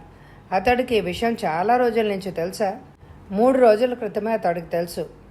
అసలు నిన్నటి విమానానికి హనుమంతరావు అనేవాడు పైలట్గా ఉండవలసింది. ఈ విషయం అతనికి కూడా తెలుసు. కానీ ఏదో కారణం మూలంగా అతన్ని ఉద్యోగంలోంచి తీసివేయవలసి వచ్చింది. అతడు మంచివాడా కాదా? మంచి పైలటే. విమానాలు నడపడంలో బాగా అనుభవం కూడా ఉంది. కానీ ఏదో తప్పు చేయడం వల్ల అతడి ఉద్యోగం ఊడింది. డిటెక్టివ్ అశ్వత్థామ రామన్ కళ్ళలోకి సూటిగా చూశాడు. ఏమిటా తప్పు? అది మీకు చెప్పడం అవసరమా? ఇతరులను గురించి చెడ్డగా చెప్పడం నాకు ఇష్టం లేదు. నాకు వినడం కూడా ఇష్టం లేదు. అయినా ఒక్కొక్కసారి అటువంటి విషయాలు తెలుసుకోవాల్సి వస్తుంది. అయితే వినండి. కేంద్ర మంత్రి అయిన రాజారాం గారు ఒకసారి విమానంలో ప్రయాణం చేస్తూ హనుమంతరావు ఎయిర్ హోస్టర్స్తో సరసాలాడుతుంటే చూశాట. దాని మూలంగా ఆయన కోపం వచ్చి అతన్ని డిస్మిస్ చేశారు. ఇప్పుడు హనుమంతరావు ఎక్కడుంటున్నాడు? అదేం మా తెలీదు. కొంతకాలం పాటు జానకి అనే స్త్రీతో ఆమె ఇంట్లోనే ఉండేవాడు. కొన్ని రోజుల క్రితం కలకత్తా వెళ్ళి ఉద్యోగం కోసం వెతుకుతున్నాడని నాతో చెప్పాడు. అశ్వత్థామ కుర్చీలోంచి లేచాడు. ఆలోచిస్తూ మరో సిగరెట్ వెలిగించాడు. అతడి ఫోటో మీ రికార్డ్స్లో ఉందా? ఉంది, మీకు చూపిస్తాను. 20 నిమిషాల పాటు అశ్వత్థామ రామన్ ఆఫీసులోనే కూర్చున్నారు. తర్వాత హనుమంతరావు ఫోటో తీసుకుని వడివేడిగా వెళ్ళిపోయాడు బయటికి. భానుమూర్తి తన ఎయిర్ కండిషన్ గదిలో అటు ఇటు పచారులు చేస్తున్నాడు. హనుమాన్ నుంచి రాత్రి 10 సార్లు కాల్స్ వచ్చాయి. కానీ తను కలగన్న పని కాలేదు. హనుమంతరావు తనని మోసం చేసి పారిపోయి ఉంటాడని అతడు నమ్మలేకుండా ఉన్నాడు. అటు ఇటు తిరుగుతున్నాడు. హనుమంతరావుకి ఏదో ప్రమాదం సంభవించి ఉంటుంది. అందుకనే చంద్రగిరిలో వేచి ఉన్న హనుమాన్కి వజ్రాల హారం అందజేయలేకపోయాడు. కానీ ఒకవైపు నుంచి భానుమూర్తిని అనుమానం పీకుతూనే ఉంది. రాత్రంతా భానుమూర్తికి నిద్ర లేదు. ఇంతలో ఫోన్ మోగింది. ఎత్తాడు రిసీవర్. భానుమూర్తి స్పీకింగ్ అన్నాడు గంభీరంగా. హనుమాన్ మాట్లాడుతుంటా, వాడు మనల్ని మోసం చేశాడయ్యా. ఇప్పుడు అన్నీ కనుక్కున్నాను. మనవాళ్ళు 3 చంపబడ్డారు. ఈ పరిస్థితుల్లో ఏం చేయాలో మీరే చెప్పాలి. భానుమూర్తి గట్టిగా పిడికిలు బిగించాడు. నువ్వు వెంటనే తిరిగిరా. వాడికి ఎలా బుద్ధి చెప్పవలసింది నేను ఆలోచిస్తాను. చటుక్కున భానుమూర్తి ఫోన్ పెట్టేశాడు. చిరాగ్గా ఉంది అతనికి. ఆలోచిస్తూ భానుమూర్తి మెల్లగా టెలిఫోన్ దగ్గరికి వెళ్ళి మళ్ళీ నంబర్ తిప్పాడు. హలో, పోలీస్ హెడ్ క్వార్టర్స్ అంది ఒక మగ కంఠం. ఇన్స్పెక్టర్ ప్రతాప్ గారు ఉన్నారా? ప్రతాప్నే మాట్లాడుతున్నాను. నమస్తే ప్రతాప్ గారు, భానుమూర్తిని. నిన్న రాత్రి తిరుపతి ప్రాంతంలో దిగిన విమానాన్ని గురించి నాకు ఇప్పుడు ఒక వార్త వచ్చింది. ప్లీజ్ వెంటనే చెప్పండి. విమానం దిగ్గానే ఒక పిల్లిగడ్డ మనిషి కారులో పారిపోతుంటే మా వాళ్ళు చూశారు. కొంత అనుమానంగా అతను అగుపడ్డం వల్ల మా వాళ్ళు అతన్ని మర్చిపోలేదు. అతడు పారిపోయిన కార్ నంబర్ ADC 21340. థ్యాంక్స్. మీరిచ్చిన వార్త మాకెంతో ఉపయోగపడుతుంది. వెంటనే ఆ కారు కోసం వెతుకుతాం. మీకెప్పుడు సహాయం చేయడానికి నేను సిద్ధంగా ఉన్నాను అన్నాడు అతను. ఫోన్ పెట్టేశాక తనలో తానే సంతోషించాడు. ఆ వెంకట్రెడ్డి గాడికి బుద్ధొస్తుంది. పోలీసు వాళ్ళు ఆ కారు మూలంగా వెంకట్రెడ్డిని పట్టుకుంటారు అని అనుకున్నాడు. 11 అవ్వస్తోంది. అశ్వత్థామ, సురేఖ ఇన్స్పెక్టర్ ప్రతాప్ని కలిశారు. ప్రతాప్ వాళ్ళని కూర్చోమని ఒక స్త్రీ వైపు తిరిగాడు. ఆమె పేరు స్నేహలత. నిన్న రాత్రి విమానంలో మీరు ఎక్కడికి వెళ్తున్నారు? ఢిల్లీకి. ఎందుకు? 2 ఏళ్ల క్రితం నా భర్త నన్ను విడిచి పారిపోయాడు. ఆయన ఢిల్లీలో ఉన్నాడని ఈ మధ్య తెలిసి నేను వెళ్తున్నాడు. నిన్న రాత్రి అసలు ఏం జరిగింది? నిజం చెప్పాలంటే నేనేం చూడలేదు. ఆ 4 మనుషులు ఒకసారి లేచి నిలబడ్డారు. వాళ్ళ చేతుల్లో ఉన్న పిస్టల్స్ని చూసిన మరుక్షణంలో నేను మూర్ఛపోయి సీటు కిందకి దొర్లి పడిపోయాను. ఆ తర్వాత ఏం జరిగిందో నాకు తెలియదు. ఆ నలుగురు మీకు గుర్తున్నారా? వాళ్ళలో ఒక్కడు మాత్రం బాగా జ్ఞాపకం ఉన్నాడు. అతడు నా పక్కనే వచ్చి నిలబడ్డాడు. పిల్లిగడ్డం, ఫ్రెంచ్ మీసాలు. అతన్ని మళ్ళా చూస్తే నేను పోల్చుకోగలను. ఆల్ రైట్, మీరు వెళ్ళండి అన్నాడు ప్రతాప్. చెప్పండి, మీకేమన్నా విషయాలు తెలిసాయా అని అడిగాడు ప్రతాప్. అతడు కార్ నంబరు చెప్పి అందులో వెళ్ళుంటాడు అని ఎవరో నాకు ఇన్ఫర్మేషన్ ఇచ్చారు. బహుశా భానుమూర్తి అనుకోండి. అతడు కారులో తిరుపతి ఎలా వెళ్ళాడు? నాకు కూడా ఆశ్చర్యంగా ఉంది. దాందే ఉంది ప్రతాప్ గారు, మీరందరూ పిల్లిగడ్డ ఉన్న మనిషి కోసమే వెతుకుతున్నారు.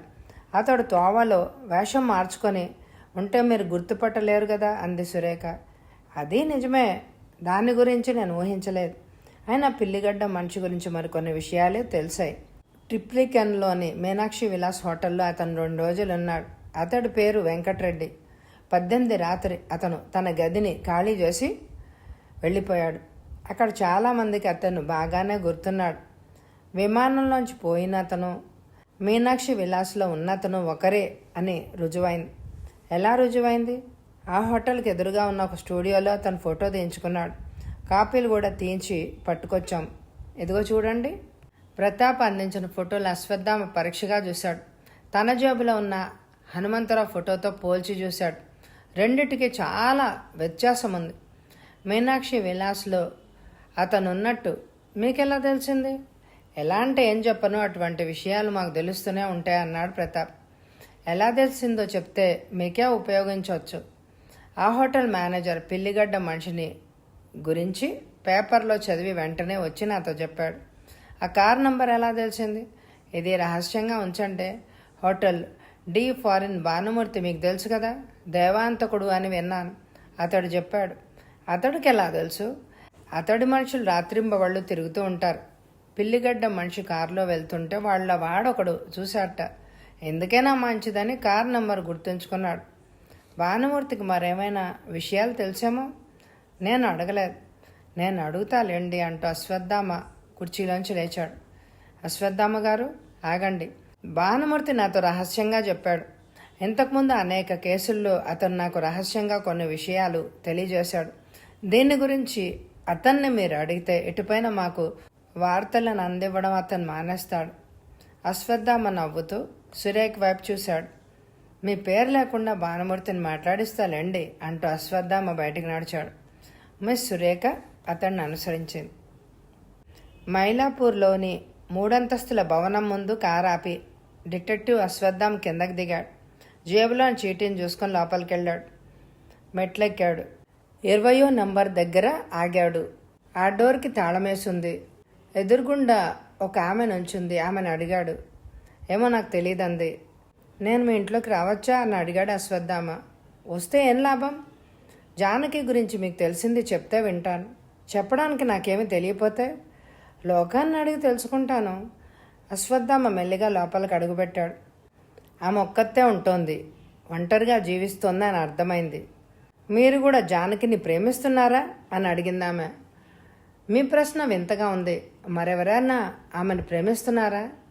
అతని గురించి మీకు ఇంకా తెలియదన్నమాట. ఆమెను గురించి నాకు అంతగా తెలియదు. ఇంతకీ ఎవరతను? హనుమంతరావట. ఎప్పుడో ఉద్యోగం ఊడిందిలేండి. 2 నెలల నుంచి ప్రేమ అంటూ జానకింట్లోనే ఉండేవాడు. అతను ఉన్నంతకాలం వచ్చే డబ్బు సరిపోక కనపడ్డ వాళ్ళందరినీ ఆమె అణ బేడ అడుగుతూనే ఉండేది. ఇప్పుడు ఏమయ్యాడు అతను? వచ్చిన తోవనే వెళ్ళిపోయాడు. అతడు వెళ్ళాక ఆమె పరిస్థితి కొంచెం బాగుపడింది. ఈ మధ్య ఒక కారులో అంటూ ఆమె ఎందుకో చట్టుక్కుని ఆపింది. చెప్పరే, ఆపేశారే? అదంతా ఎందుకులేండి. ఇంతకీ ఆ కారులో ఉన్నది జానకో కాదో అనే నేనే అనుమానపడుతూ ఉంటాను. ఏమైంది? పాత డాడ్జీ కారుని జానకి నడుపుకుపోతూ ఉంటే నేనే చూశాను. మొన్నటిదాకా ఆటో రిక్షా ఎక్కడానికి కూడా ₹1 లేని అమ్మాయికి ఆ కారు ఎలా వచ్చిందా అని ఆశ్చర్యపోయాను. ఆమె జానకి కాదేమో, పొరపడి ఉంటారా? ఆమెను రోజుకి 40 సార్లు చూస్తుంటాను. పొరపడ్డం కష్టంలేండి. అయితే ఆమెకి ఆ కారు ఎలా వచ్చిందంటారు? ఎవరి కారైనా దొంగిలించి ఉంటుందా? ఆమె జవాబు ఇవ్వలేదు. అతడు బయటికి నడిచాడు. ఆమె కూడా అతన్ని అనుసరించండి. మౌనంగా మెట్లు దిగారు వాళ్ళిద్దరు. అశ్వత్థామ పక్కన కారులో కూర్చున్న ఆమెను అడిగాడు మళ్ళీ, జానకి కూడా ఏదైనా ఉద్యోగం చేస్తోందా అని.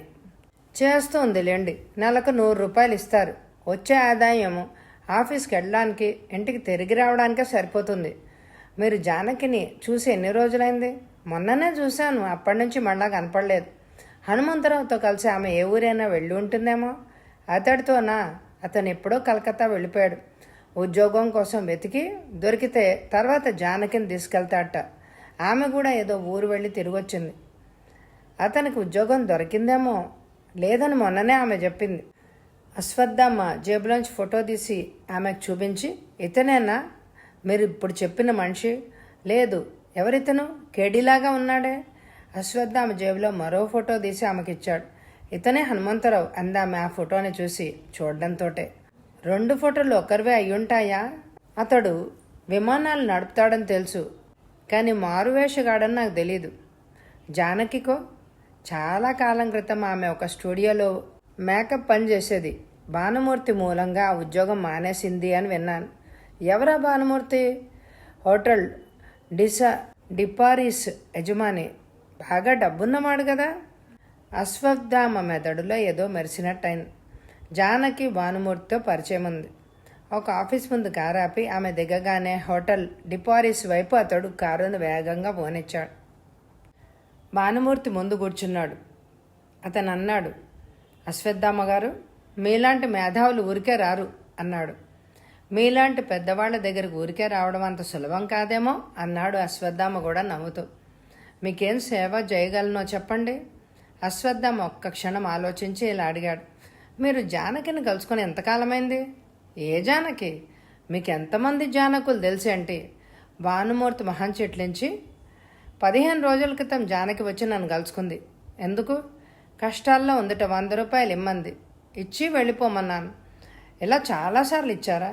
ఏమో, జ్ఞాపకం లేదు. కొన్ని విషయాలు మర్చిపోవడమే మంచిది అన్నాడు అశ్వత్థామ. కొద్దిసేపు అశ్వత్థామ మాట్లాడకుండా ఉండిపోయాడు. వెంకట్రెడ్డిని గురించి మీకేమైనా తెలుసా? వెంకట్రెడ్డా? ఎవరతను? భానుమూర్తి వెంకట్రెడ్డి ఎవరో తెలియనట్టు నటించినా అతని మొహంలో మాత్రం మరో భావం గోచరిస్తోంది. అశ్వత్థామ జేబులోంచి ఒక ఫోటో తీసి భానుమూర్తికి చూపించాడు. ఇతన్ని ఎక్కడైనా చూసారా? ఇతనెవరో నాకు తెలీదండి. భానుమూర్తి చటుకున జవాబిచ్చాడు. ఫోటో చూడకుండానే జవాబిచ్చేశారేంటి? తెలియని మనిషి ఫోటో చూస్తే తెలుస్తాడా? భానుమూర్తికి వెంకట్రెడ్డిని గురించి ఏదో తెలిసే ఉండాలి. అతన్ని ఎలాగో బోల్తా కొట్టించి అదంతా తెలుసుకోవాలి. జానకి వెంకట్రెడ్డిని గురించి మమ్మల్ని కలుసుకుందా? భానుమూర్తి ఎందుకో ఉలిక్కి పడ్డాడు. అది ఎవరు చెప్పారు మీకు? ఎవరు చెప్పలేదండి, ఊహించానంతే. భానుమూర్తి కుర్చీలోంచి లేచి పచారులు చేస్తూ, మీరు కావాలంటే నిజం చెప్తాను, కానీ ఒకసారి నిజం చెప్పినా నమ్మరు కదా. చెప్పండి. 8 ఏళ్ల క్రితం జానకి నాతో కొంచెం స్నేహంగానే ఉండేది. నన్ను గురించి మీకు అప్పుడే చాలా విషయాలే తెలుసుంటాయి. 1 సంవత్సరం పాటు నివసించాను. తర్వాత ఆమెను వదిలి వేయవలసి వచ్చింది. అటుపైన కొన్ని సంవత్సరాల వరకు ఆమెను నేను మళ్ళా చూడలేదు. వ్యాపారంలోకి దిగి బాగా ధనవంతుడిని అయ్యాను. ఈ మధ్య జానకి వచ్చి నన్ను కలుసుకుంది. వెంకట్రెడ్డిని గురించి ఆమె నాతో చెప్పింది. అతడి వద్ద ఏదో ఖరీదైన వజ్రాల హారం ఉందని, అది కావలిస్తే నాకు అమ్ముతాను అని చెప్పింది. వజ్రాల హారంతో వెంకట్రెడ్డిని నా వద్దకు పంపమని ఆమెతో అన్నాను. అది కొనాలనే ఉద్దేశం నాకెప్పుడూ లేదు. అమ్మడానికి అతను వస్తే పోలీసు వారికి రిపోర్ట్ చేయడానికి నిశ్చయించుకున్నాను. ఒకసారి అతడు నన్ను కలుసుకున్నాడు. 2-3 రోజుల్లో వజ్రాల హారం పట్టుకొచ్చిస్తా అన్నాడు. ఈలోగా విమానంలో ఢిల్లీ వెళ్తున్న వజ్రాల హారాన్ని ఎవరో అపహరించారు అని విన్నాను. పోలికలను బట్టి అపహరించిన మనిషి వెంకట్రెడ్డి అయి ఉంటాడని ఊహించాను. మళ్ళా అతను కనపడలేదు. అతను ఇటుపై నా వద్దకు వస్తే మీకు వెంటనే నేను తెలియజేస్తాను. నాకు తెలిసిందంతా మీకు చెప్పాను. మీరు నమ్ముతారో లేదో. మీరు చెప్పింది నేను నమ్మితే మీకు ఏదైనా లాభిస్తుందా? భానుమూర్తి జవాబు ఇవ్వలేదు. తను చెప్పిన కథను గురించి ఆలోచించుకుంటున్నాడు. వెంకట్రెడ్డిని గురించి ఎంతో కొంచెం ప్రచారం చేయడం మంచిదని ఇతను మొదట్లోనే గ్రహించాడు. వెంకట్రెడ్డి మీద తన పగ సాధించాలి అంటే అతన్ని గురించి ఏదో అల్లి ఒక కథ చెప్పాలి కదా అని అనుకున్నాడు. అశ్వత్థామ తన కోటు జేబులోంచి మరో ఫోటో తీసి భానుమూర్తికి చూపించాడు. ఇతన్ని చూసారా? లేదండి, ఇందాక నాకు చూపించిన ఫోటో మాత్రం వెంకటరెడ్డిది అని చెప్పగలను. అతడు వేషం వేసుకుని ఉంటాడా? అదంతా నేనెలా చెప్తాను? చెప్పలేను. అతడు నాతో ఉన్నదే 5 నిమిషాలు. అతడు పిల్లి గడ్డం, ఫ్రెంచ్ కట్టు రూపాలు అన్నీ నాకు బాగా గుర్తు. జానకి వెంకటరెడ్డికి ఏదైనా సంబంధం ఉందంటారా? జానకిని గురించి మీకు అంతగా తెలియకపోవచ్చు. ఏదో కారణం లేకుండా ఆమె అతన్ని గురించి నా దగ్గరకు వచ్చి మాట్లాడేదే కాదు. వెంకటరెడ్డి ఆమె ప్రియుడై ఉంటాడని నేను అప్పుడే అనుమానించాను. జానకి ఊళ్ళో లేదు, మెల్లిగా అని అశ్వత్థామ ఊరుకున్నాడు.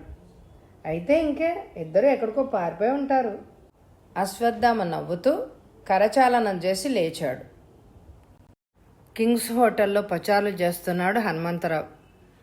అతడి చేతిలో దినపత్రిక ఉంది. జానకి దగ్గరగా వెళ్ళి అన్నాడతను, ఆ కారు పోలీసు వాళ్ళకి దొరికిందిట. మనిద్దరు వేలిముద్రలు ఉన్నాయి. జానకి ఏం మాట్లాడలేదు, నిస్సహాయంగా కూర్చునుంది. నాకు చాలా భయంగా ఉంది జానకి నవ్వకుండా ఉండలేకపోయింది. హనుమంతరావులో ఎంతో ధైర్యం ఉందో అంత పిరికితనం ఉండడమే ఆమె నవ్వుకు కారణం. భయపడకు, కొన్ని పనుల్లో ఇలాంటి తప్పులు జరుగుతూ ఉంటాయి. నీ తప్పు మూలంగా ఇప్పుడు నా ప్రాణం మీదకి వచ్చింది జానకి అన్నాడతను కఠినంగా. జానకి అతనికి దగ్గరగా జరిగి చేతులేసి, మొదట్లోనే ఇదంతా నీకు చెప్పాను. నువ్వు చేసిన పని ప్రమాదంతో కూడుకున్నది అని మొత్తుకున్నాను. వచ్చే నా జీతంతో జీవిద్దామని ఎన్నోసార్లు నిన్ను హెచ్చరించాను, కానీ నువ్వు నా మాట వినలేదుగా. ఇప్పుడు భయపడితే ఏంటి లాభం? చటుక్కున ఆమె మాట్లాడడం మానేసింది. బయట ఎవరో తలుపు కొట్టారు. తలుపు తీశాడు హోటల్ మేనేజర్. ఎందుకు వచ్చాడు? ఇక్కడ సౌకర్యంగా ఉందో లేదో కనుక్కోవడానికి వచ్చాడు. హనుమంతరావు మొహంలోని గాబరాన ఆమె గుర్తెచ్చింది. అతని చేయి పట్టుకొని మెల్లగా మంచం వద్దకు తీసుకెళ్ళింది. ఆప్యాయంగా అతడి కళ్ళలోకి చూస్తూ చెప్పింది, హను, అనేక మంది నేరస్తులు భయం మూలంగా చిక్కిపోతూ ఉంటారు. అందుకే నువ్వు ధైర్యంగా ఉండాలి. నేను పిరికివాణ్ణి కాను, ధైర్యవంతుణ్ణే. హనుమంతరావు మాటల్లో తన ధైర్యాన్ని కప్పిపుచ్చుకోవడానికి ప్రయత్నిస్తున్నాడు. ఆమె చిటికలోని గ్రహించింది. హను, నీకు ధైర్యం లేదని నేను ఎలా అనగలను? ఇంతవరకు నువ్వు చాలా సాహసమే చేశావు. పిరికి వాళ్లకు నువ్వు చేసింది సాధ్యం కాదు కదా. అతడేం మాట్లాడలేదు. జానకి, చూసావా, మన అదృష్టం పండింది. ఈ వజ్రాల హారం కోసం సేటు గులాబ్ చంద్ 1000 కళ్ళతో చూస్తున్నట్ట. సౌదీ అరేబియా రాజుకు అది వెంటనే అందజేయపోతే అతడి మర్యాదకి భంగంట. పత్రికా విలేకరులతో అన్నాడు. అరేబియా రాజు వారంలో వస్తున్నాడు. ఆ సమయంలో ఈ వజ్రాల హారం ఆయనకి ఇచ్చేయొచ్చని సేటు గులాబ్ చంద్ ఊహించాడు. హనుమంతరావు ఆగాడు. జానకి అతడి వైపు చూస్తోంది. అయితే మన అదృష్టం ఎలా పండింది? నేను వెంటనే ఢిల్లీ వెళ్తాను. సేట్ గులాబ్ చంద్ని కలుసుకుంటాను. కొన్ని లక్షలు ఇస్తే ఆ హారం అతనికి ఇస్తానని చెప్తాను. తన మర్యాదకి భంగం రాకుండా ఉండాలంటే డబ్బిచ్చి వజ్రాల హారం అతను తప్పకుండా తీసుకుంటాడు. ఇదంతా చెయ్యడం మంచిది కాదేమో. సేట్ గులాబ్ చంద్ ఎటువంటి మనిషో మనకు తెలియదు. హను, నిన్నెంతైనా వేడుకుంటాను, ఆ వజ్రాల హారాన్ని భానుమూర్తికి ఇచ్చేయి. అతడు నీకు ఇచ్చిన 4 లక్షలతోటే తృప్తి పడ్డం మంచిది. భానుమూర్తి పాము లాంటివాడు. అతని పగ తీరేదాకా మన కోసం వెంటాడుతూనే ఉంటాడు. పిచ్చిదానా, ఎప్పుడు భానుమూర్తి పేరు చెప్తే నువ్వు గజగజ వణిగిపోతావు. మరేం భయపడకు. భానుమూర్తి నన్నేం చేయడు. నన్ను వెంటాడితే తోక ముడుచుకొని అతడు పారిపోయేటట్టు నేను చేస్తాను. అయినా సేట్ గులాబ్ చంద్కి ఆ హారాన్ని నువ్వెలా అమ్ముతావు? అతడు నీకు తెలియకుండా పోలీస్ రిపోర్ట్ ఇస్తే నువ్వు పట్టుబడిపోతావు. నువ్వు నేను పోతే ఈ డబ్బంతా ఎందుకు? ఎవరికి? మనకి ఆపద రాదు జానకి. నేను వెర్రివాణ్ణి ఏం కాదు. సేట్ గులాబ్ చంద్ని మెల్లిగా ఒక వల పన్ని అందులో ఇరికిస్తాను. అటుపైన నన్ను గురించి పోలీసు వాళ్ళకి రిపోర్ట్ ఇవ్వడానికి అతను భయపడవలసి వస్తుంది. ఏ విధంగా? ఈ హారం 10 లక్షలకి ఇన్సూర్ చేయబడింది. ఈ హారం దొరకకపోతే సేట్ గులాబ్ చంద్కి 10 లక్షల ఇన్సూరెన్స్ కంపెనీ తప్పకుండా ఇస్తుంది. అందువల్ల నేను ఈ హారాన్ని అతడికి రహస్యంగా అందజేస్తాను. 5 లక్షలు ఇమ్మంటాను. దానికి గులాబ్ చంద్ ఒప్పుకుంటాడు. ధనవంతులకి డబ్బంటే చాలా ఆశ ఎక్కువ. జానకి ఏం మాట్లాడలేదు. తీవ్రంగా ఆలోచిస్తోంది. ఎందువల్ల అతను చెప్పబోయే కార్యక్రమం ఏదో ముప్పు తెస్తుందని ఆమె భయం. ఇదంతా ప్రమాదకరం. ఈ వజ్రాల హారాన్ని నువ్వే దొంగిలించావని గులాబ్ చంద్తో చెప్తావా? అదంతా నన్ను అడిగితే చెప్పలేను జానకి. నేను చేయవలసిందంతా నా మెదడులో స్పష్టంగానే ఉంది. నేను ఇవాళే ఢిల్లీ వెళ్తాను, జయించుకొస్తాను. నీ ఇష్టం. అయినా నీ కూడా నేను వస్తాను. నువ్వు ఇక్కడే ఉండాలి. విమానంలో వెళ్ళి ఎల్లుండికల్లా నేను తిరిగి వచ్చేస్తా కదా. నేను రావడంతో మన ఇద్దరం కలిసి మరో దేశం పారిపోదాం. జానకి మాట్లాడకుండా ఉండిపోయింది అలాగే. మధ్యాహ్నం 12ంటికి అతడు వెళ్ళాడు. గులాబ్ చంద్ కావాలన్నాడు. ఎవరు మీరు అని అడిగింది ఆమె. నా పేరు అనవసరం. వజ్రాల హారం గురించి అర్జెంటుగా మాట్లాడాలి. హోటల్ పంజాబ్ రూమ్ నంబర్ 40 దగ్గరికి వెళ్ళండి అని చెప్పింది ఆమె. గులాబ్ చంద్ని కలిశాడు హనుమంతరావు. నేను తిరుపతి వెళ్ళే రోడ్లో ఒక కారులో ఒక పెట్టెలో ఈ వజ్రాల హారాన్ని చూసి నా దగ్గర ఉంచుకున్నాను. మీకు ఆ హారం కావాలంటే నాకు 5 లక్షలు ఇవ్వండి. అది నా హారం.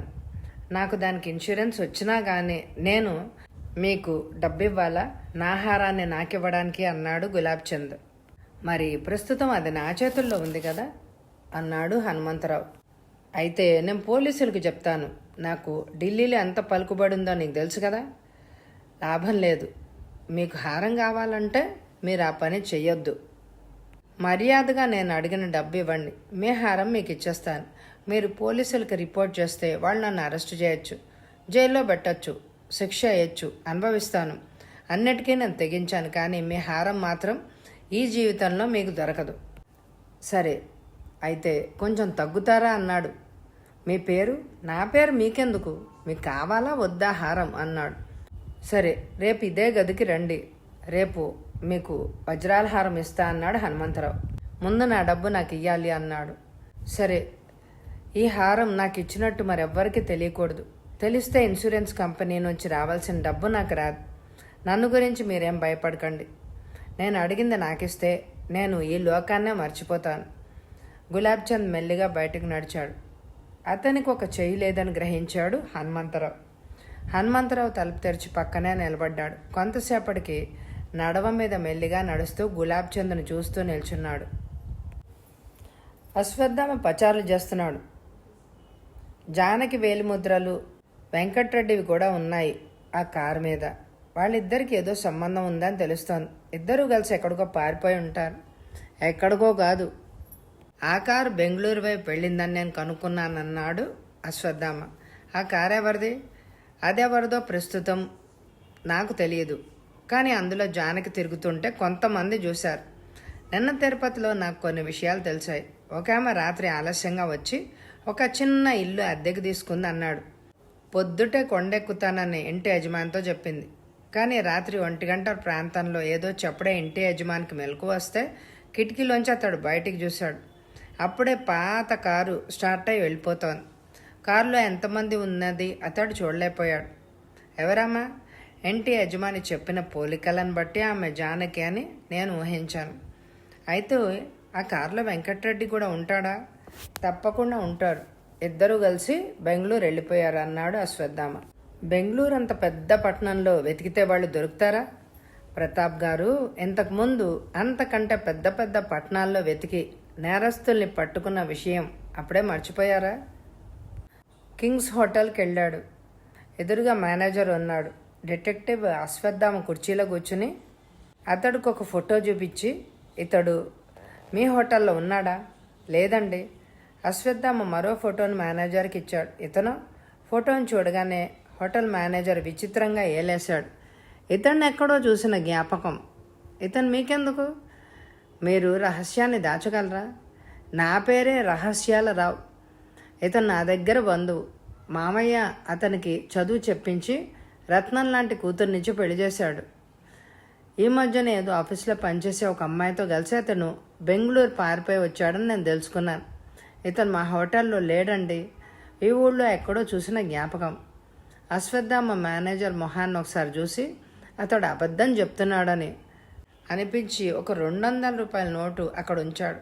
మేనేజర్ మాట్లాడకుండా టేబుల్ మీద ఉన్న నోట్లు జేబులో వేసుకుని 4వ అంతస్తు 60వ నంబర్ గదిలో ఉన్నాడతను.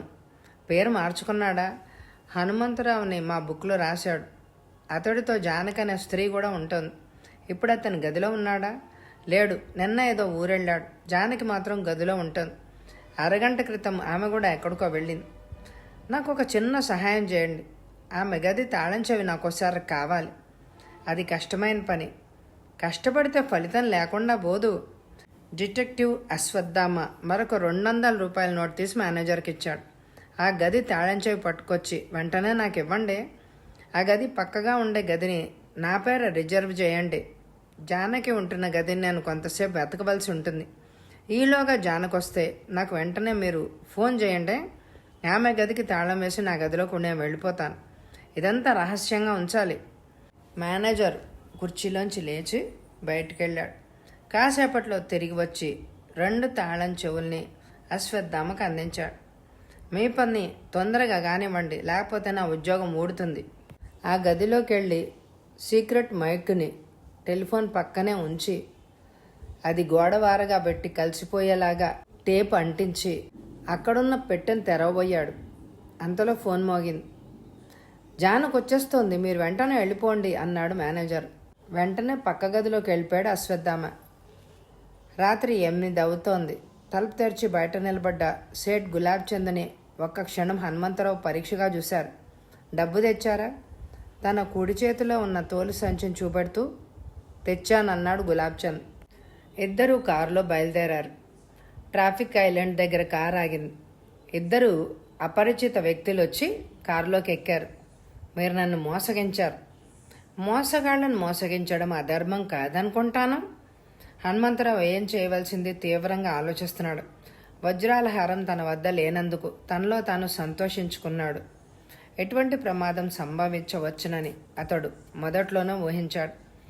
వజ్రాల హారం పెట్టని తోలుపెట్టెలో ఉంచి స్టేషన్లోని లగేజ్ రూమ్లో వదిలాడు. గులాబ్ చంద్ వైపు తిరిగాడు. నీలంటోళ్లని 100 మందిని చూశాను. ఆ హారాన్ని ఇచ్చే, లేకపోతే నేను పోలీసులకు పట్టిస్తా అన్నాడు ప్రేమ్చంద్. నేనేం పిరికి పందను కాను. వజ్రాల హారం నా దగ్గర లేదు. అప్పచెప్పండి పోలీసులకు. వాళ్ళు నన్నేమీ చేయలేరు. భయపడ్డానికి నేనేం దొంగని గాను. అది దొంగిలించింది నువ్వేగా, నేను కాదు. కాదంటే ఊరుకుంటారా? నువ్వు పారిపోయిన కారు తిరుపతిలో దొరికింది. స్టీరింగ్ వీల్ మీద నీ చేతి వేలి ముద్రలు ఉన్నాయి.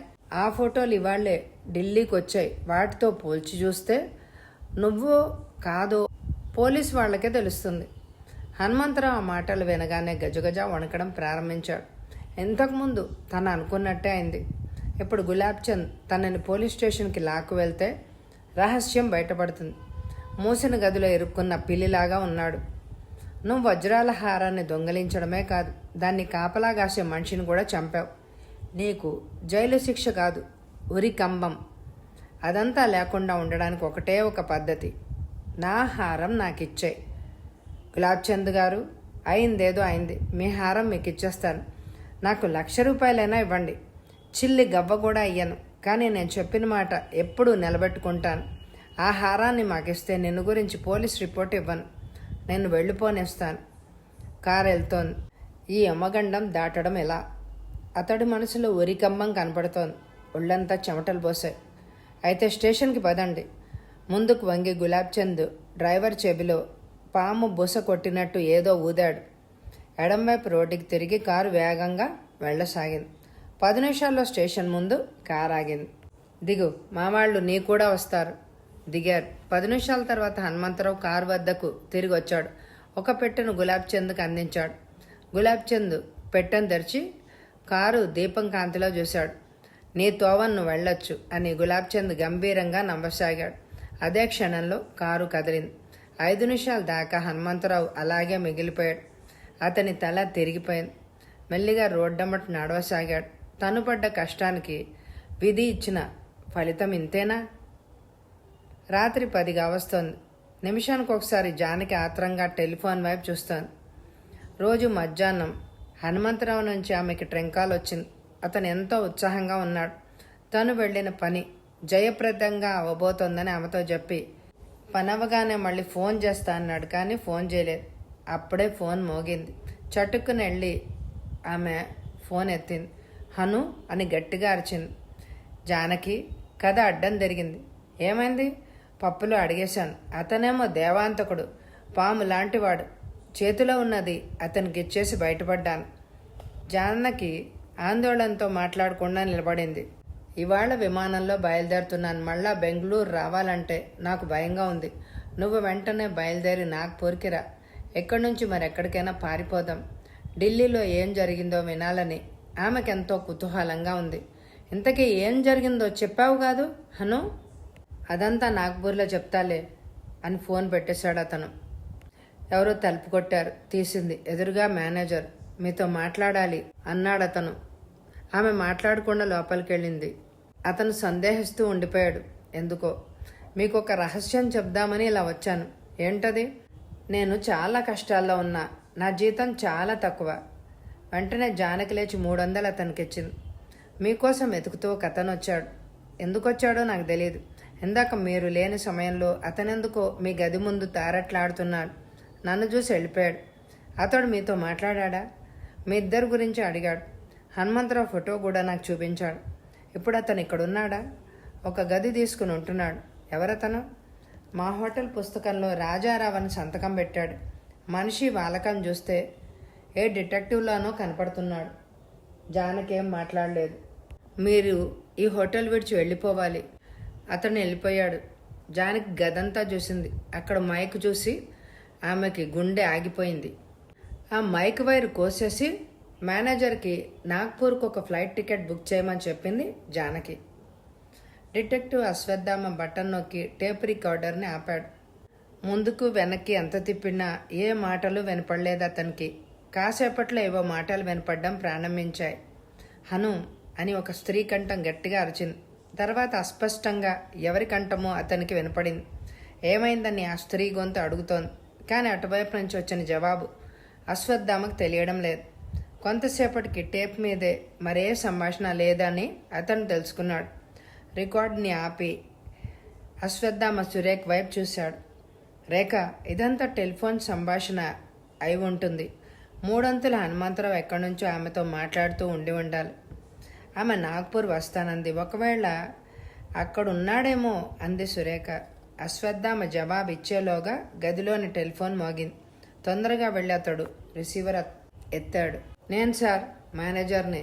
నాకు జీతం తక్కువ. తెలుసులే, నీ డబ్బు నీకు ఇస్తాను. ఆమె నాగ్పూర్ వెళ్తోంది సార్. ఈ రాత్రికి విమానంలో టికెట్లు బుక్ చేయమంది. చేయించాను. అదే విమానంలో మరో 2 టికెట్లు కూడా బుక్ చేయించండి. ఎవరి పేరు సార్? మిస్టర్ రాజారావు పేరు ఒకటి, మిస్సెస్ సుజాత పేరు మరొకటి. డబ్బు కోసం పైకి రమ్మంటారా? అనవసరం, డబ్బు కిందకు వస్తుందిలేండి. మరో విషయం, వెంటనే మద్రాస్ పోలీస్ హెడ్ క్వార్టర్స్కి ట్రంక్ కాల్ బుక్ చేయండి. ఇన్స్పెక్టర్ ప్రతాప్ కావాలని అడగండి. నాకు కనెక్ట్ చేయండి. అలాగే సార్. అశ్వత్థామ పెట్టేసి, రేఖ, మనం కూడా ఆమెతో నాగ్పూర్ వెళ్తున్నాం అన్నాడు. తను చేసిన పరిశోధనంతా జయప్రదంగా సాగుతోందని ఇన్స్పెక్టర్ ప్రతాప్కి ఫోన్ చేసి తను కూడా సురేఖతో కలిసి విమానంలో బయలుదేరాడు, జానకిని అనుసరిస్తూ. నాగ్పూర్ విమానాశ్రయం వెయిటింగ్ రూమ్లో జానకి, హనుమంతరావు పక్కపక్కనే కూర్చున్నారు. మునుపటి ఉత్సాహం లేదు అతనిలో. సేటు గులాబ్ చంద్ అక్కడ జరిగిన విషయమంతా జానకితో చెప్పాడు. నేను అందుకే చెప్పాను నిన్ను ఢిల్లీ వెళ్ళొద్దని. నా మాట విన్నావా? వెళ్ళావు. సరే పోన్లే, ఒలికిపోయిన పాల కోసం ఏడుస్తే ఏం లాభం? నువ్వు మళ్ళా తిరిగి వచ్చినందుకే చాలు, నేను సంతోషిస్తున్నాను. మరేదో చెప్పబోయి జానకి చటుక్కున ఆగింది. కొంచెం దూరంలో బెంగళూరు హోటల్లో కనపడ్డ అతను మెల్లిగా నడవడం ఆమె గమనించింది. గాబరోతో హనుమంతరావు చేపట్టుకొని గట్టిగా నొక్కింది. అలా చూడు. హనుమంతరావు అటువైపు తిరిగి చూశాడు. ఎవరతను? రాజారావుట. మనల్ని గురించి ప్రశ్నలు అడుగుతూ బెంగళూరు హోటల్ చేరుకున్నాడు. నాతో విమానంలో వచ్చాడు. మనల్ని వెంటాడుతున్నాడు అనుకుంటా. ఎలాగో అతన్ని బోల్తా కొట్టి మనం ఇక్కడి నుంచి పారిపోవాలి. హనుమంతరావులో భయానికి బదులు కోపం పుట్టుకొచ్చింది. నువ్వు పిచ్చిగా ప్రవర్తించుంటావు, లేకపోతే నువ్వు నాగ్పూర్ వస్తున్నావని అతడికి ఎలా తెలుసుంటుంది? నాగ్పూర్ వస్తున్నానని నేను ఎవరితోనే చెప్పలేదు. హోటల్ మేనేజర్ మాత్రం విమానం టికెట్ల కోసం రిజర్వ్ చేయించాడు. అయితే ఇంకే అతనే ఆ వ్యక్తికి ఇదంతా చెప్పుంటాడు. సరే, అయిందేదో అయిపోయింది. ఇక్కడ నుంచి మనం త్వరగా ఎక్కడికైనా పారిపోవాలి. చేసిన తప్పుల్ని గురించి విచారిస్తే లాభం లేదు. వాటిని కప్పిపుచ్చే మార్గం ఎటువైపు ఉందో కనుక్కోవాలి. అంతవరకు ఇక్కడుండడం ప్రమాదకరం కదూ. ఇంతలో జానకి పక్కన సుజాత వచ్చి కూర్చుని ఏదో మాట్లాడింది.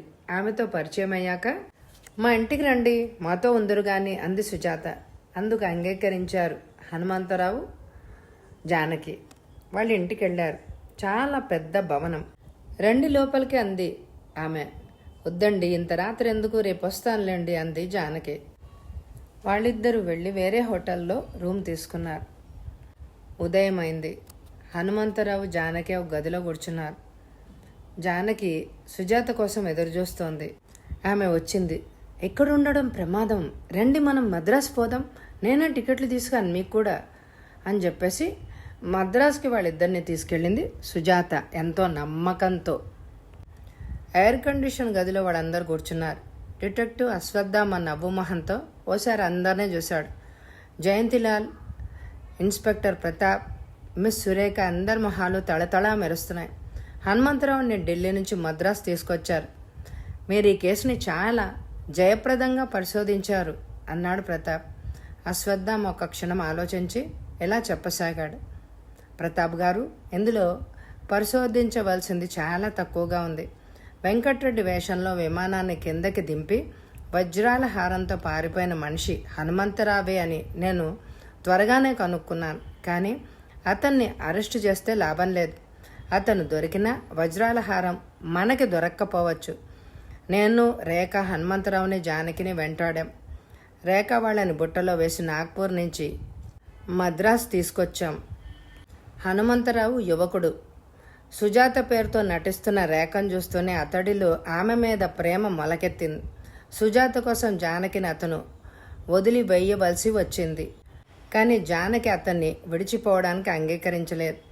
ఆమెను చంపడానికి నిశ్చయించుకుని కొంచెం దూరంలో ఉన్న చెరువు ఒడ్డుకి ఆమెను తీసుకెళ్ళాడు. కానీ ఆమెను అతడు చంపలేదు. అది మీకెలా తెలుసు అన్నాడు ప్రతాప్. చెరువు ఒడ్డున ఆమెను వదిలి హనుమంతరావు వెళ్ళిపోయాడు.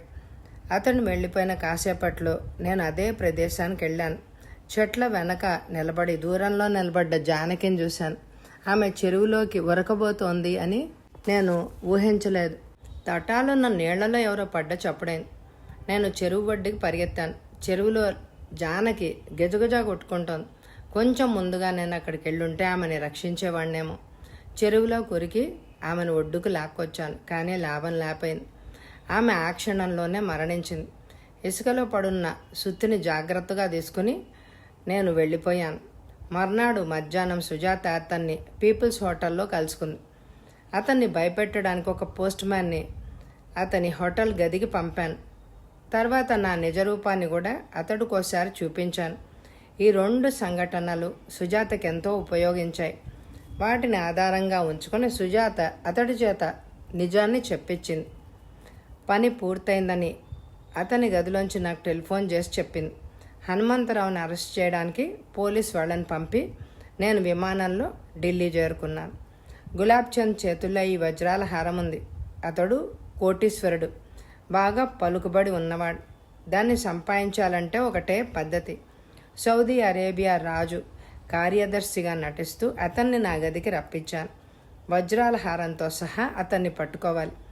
గులాబ్ చంద్తో మాట్లాడాను. అతడు కూడా వస్తాన్నాడు. రాత్రి 8 అయింది. అతని రాక కోసం ఎదురుచూస్తున్నాను. ఎవరో తలుపుని తట్టారు. నా గదిలోకి వచ్చిన అతన్ని చూసి ఆశ్చర్యపోయాను. అతను సేట్ గులాబ్ చంద్ కాదు. గులాబ్ చంద్తో నాకు ఇంతకుముందు కొంచెం పరిచయం ఉంది.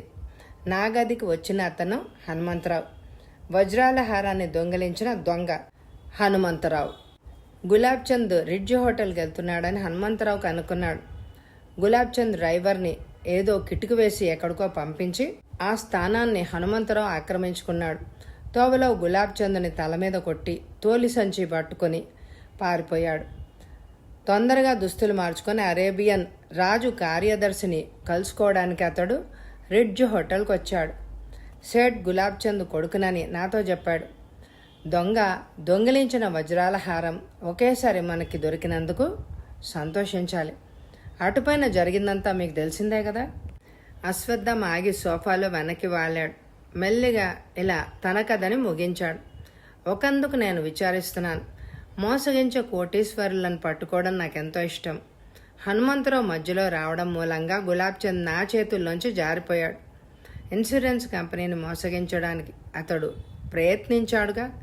అతడి మీద కేసు లేదంటారా అన్నాడు జయంతిలాల్. కేసు లేదనే చెప్పాలి. వజ్రాల హారం దొంగ చేతుల్లో మనకి దొరికింది. గులాబ్ చంద్కి ప్రమాదం సంభవించింది. కానీ తనని ఎవరో తల మీద కొట్టి వజ్రాల హారాన్ని పట్టుకుపోయారని అతను రిపోర్ట్ ఇవ్వడు. అతడు తెలివైన వాడు. ఎక్కువ తెలివితేటలు ఒక్కోసారి మనుషుల్ని వృద్ధి చేయడానికి బదులు వృధా చేస్తాయి. అశ్వత్థామ గారు, ఈ కేసును జయప్రదంగా పూర్తి చేసినందుకు మిమ్మల్ని, మిస్ సురేఖని ఎంతో అభినందిస్తున్నాను. రేపు పోస్ట్లో ₹1,00,000 మా కంపెనీ మీకు ఒక చెక్ పంపుతోంది. దాన్ని దయచేసి స్వీకరించండి. డిటెక్టివ్ అశ్వత్థామ మాట్లాడలేదు. పక్కన కూర్చున్న సురేఖ జుట్టును నిమురుతూ ఉండిపోయాడు. మిస్ సురేఖ నవ్వుతూ అతడి కళ్ళలోకి చూస్తోంది. చప్పుడు చేయకుండా ప్రతాప్, జయంతిలాల్ గదిలోంచి బయటకి కదిలారు. హంతకుడు, దొంగ అయిన హనుమంతరావుకి ఉరిశిక్ష పడింది. కథ సమాప్తం. ఈ కథ మీ అందరికీ నచ్చిందండి? అయితే తప్పకుండా ఎక్కువ లైకులు ఇవ్వండి. దాదాపు 1.5 కథండి. మరి ఇంత పెద్ద కథకి మీరు ఎక్కువ లైకులే ఇవ్వండి. అలాగే ఎండ్ స్క్రీన్లో ఇదివరకు చదివిన పూర్తి నవలలు, అపరాధ పరిశోధన కథలు, ఫ్యామిలీ కథలు, నిధులకు సంబంధించిన కథలు ఉంటాయి. అందరూ తప్పకుండా వినండి. Thank you very much my dear friends.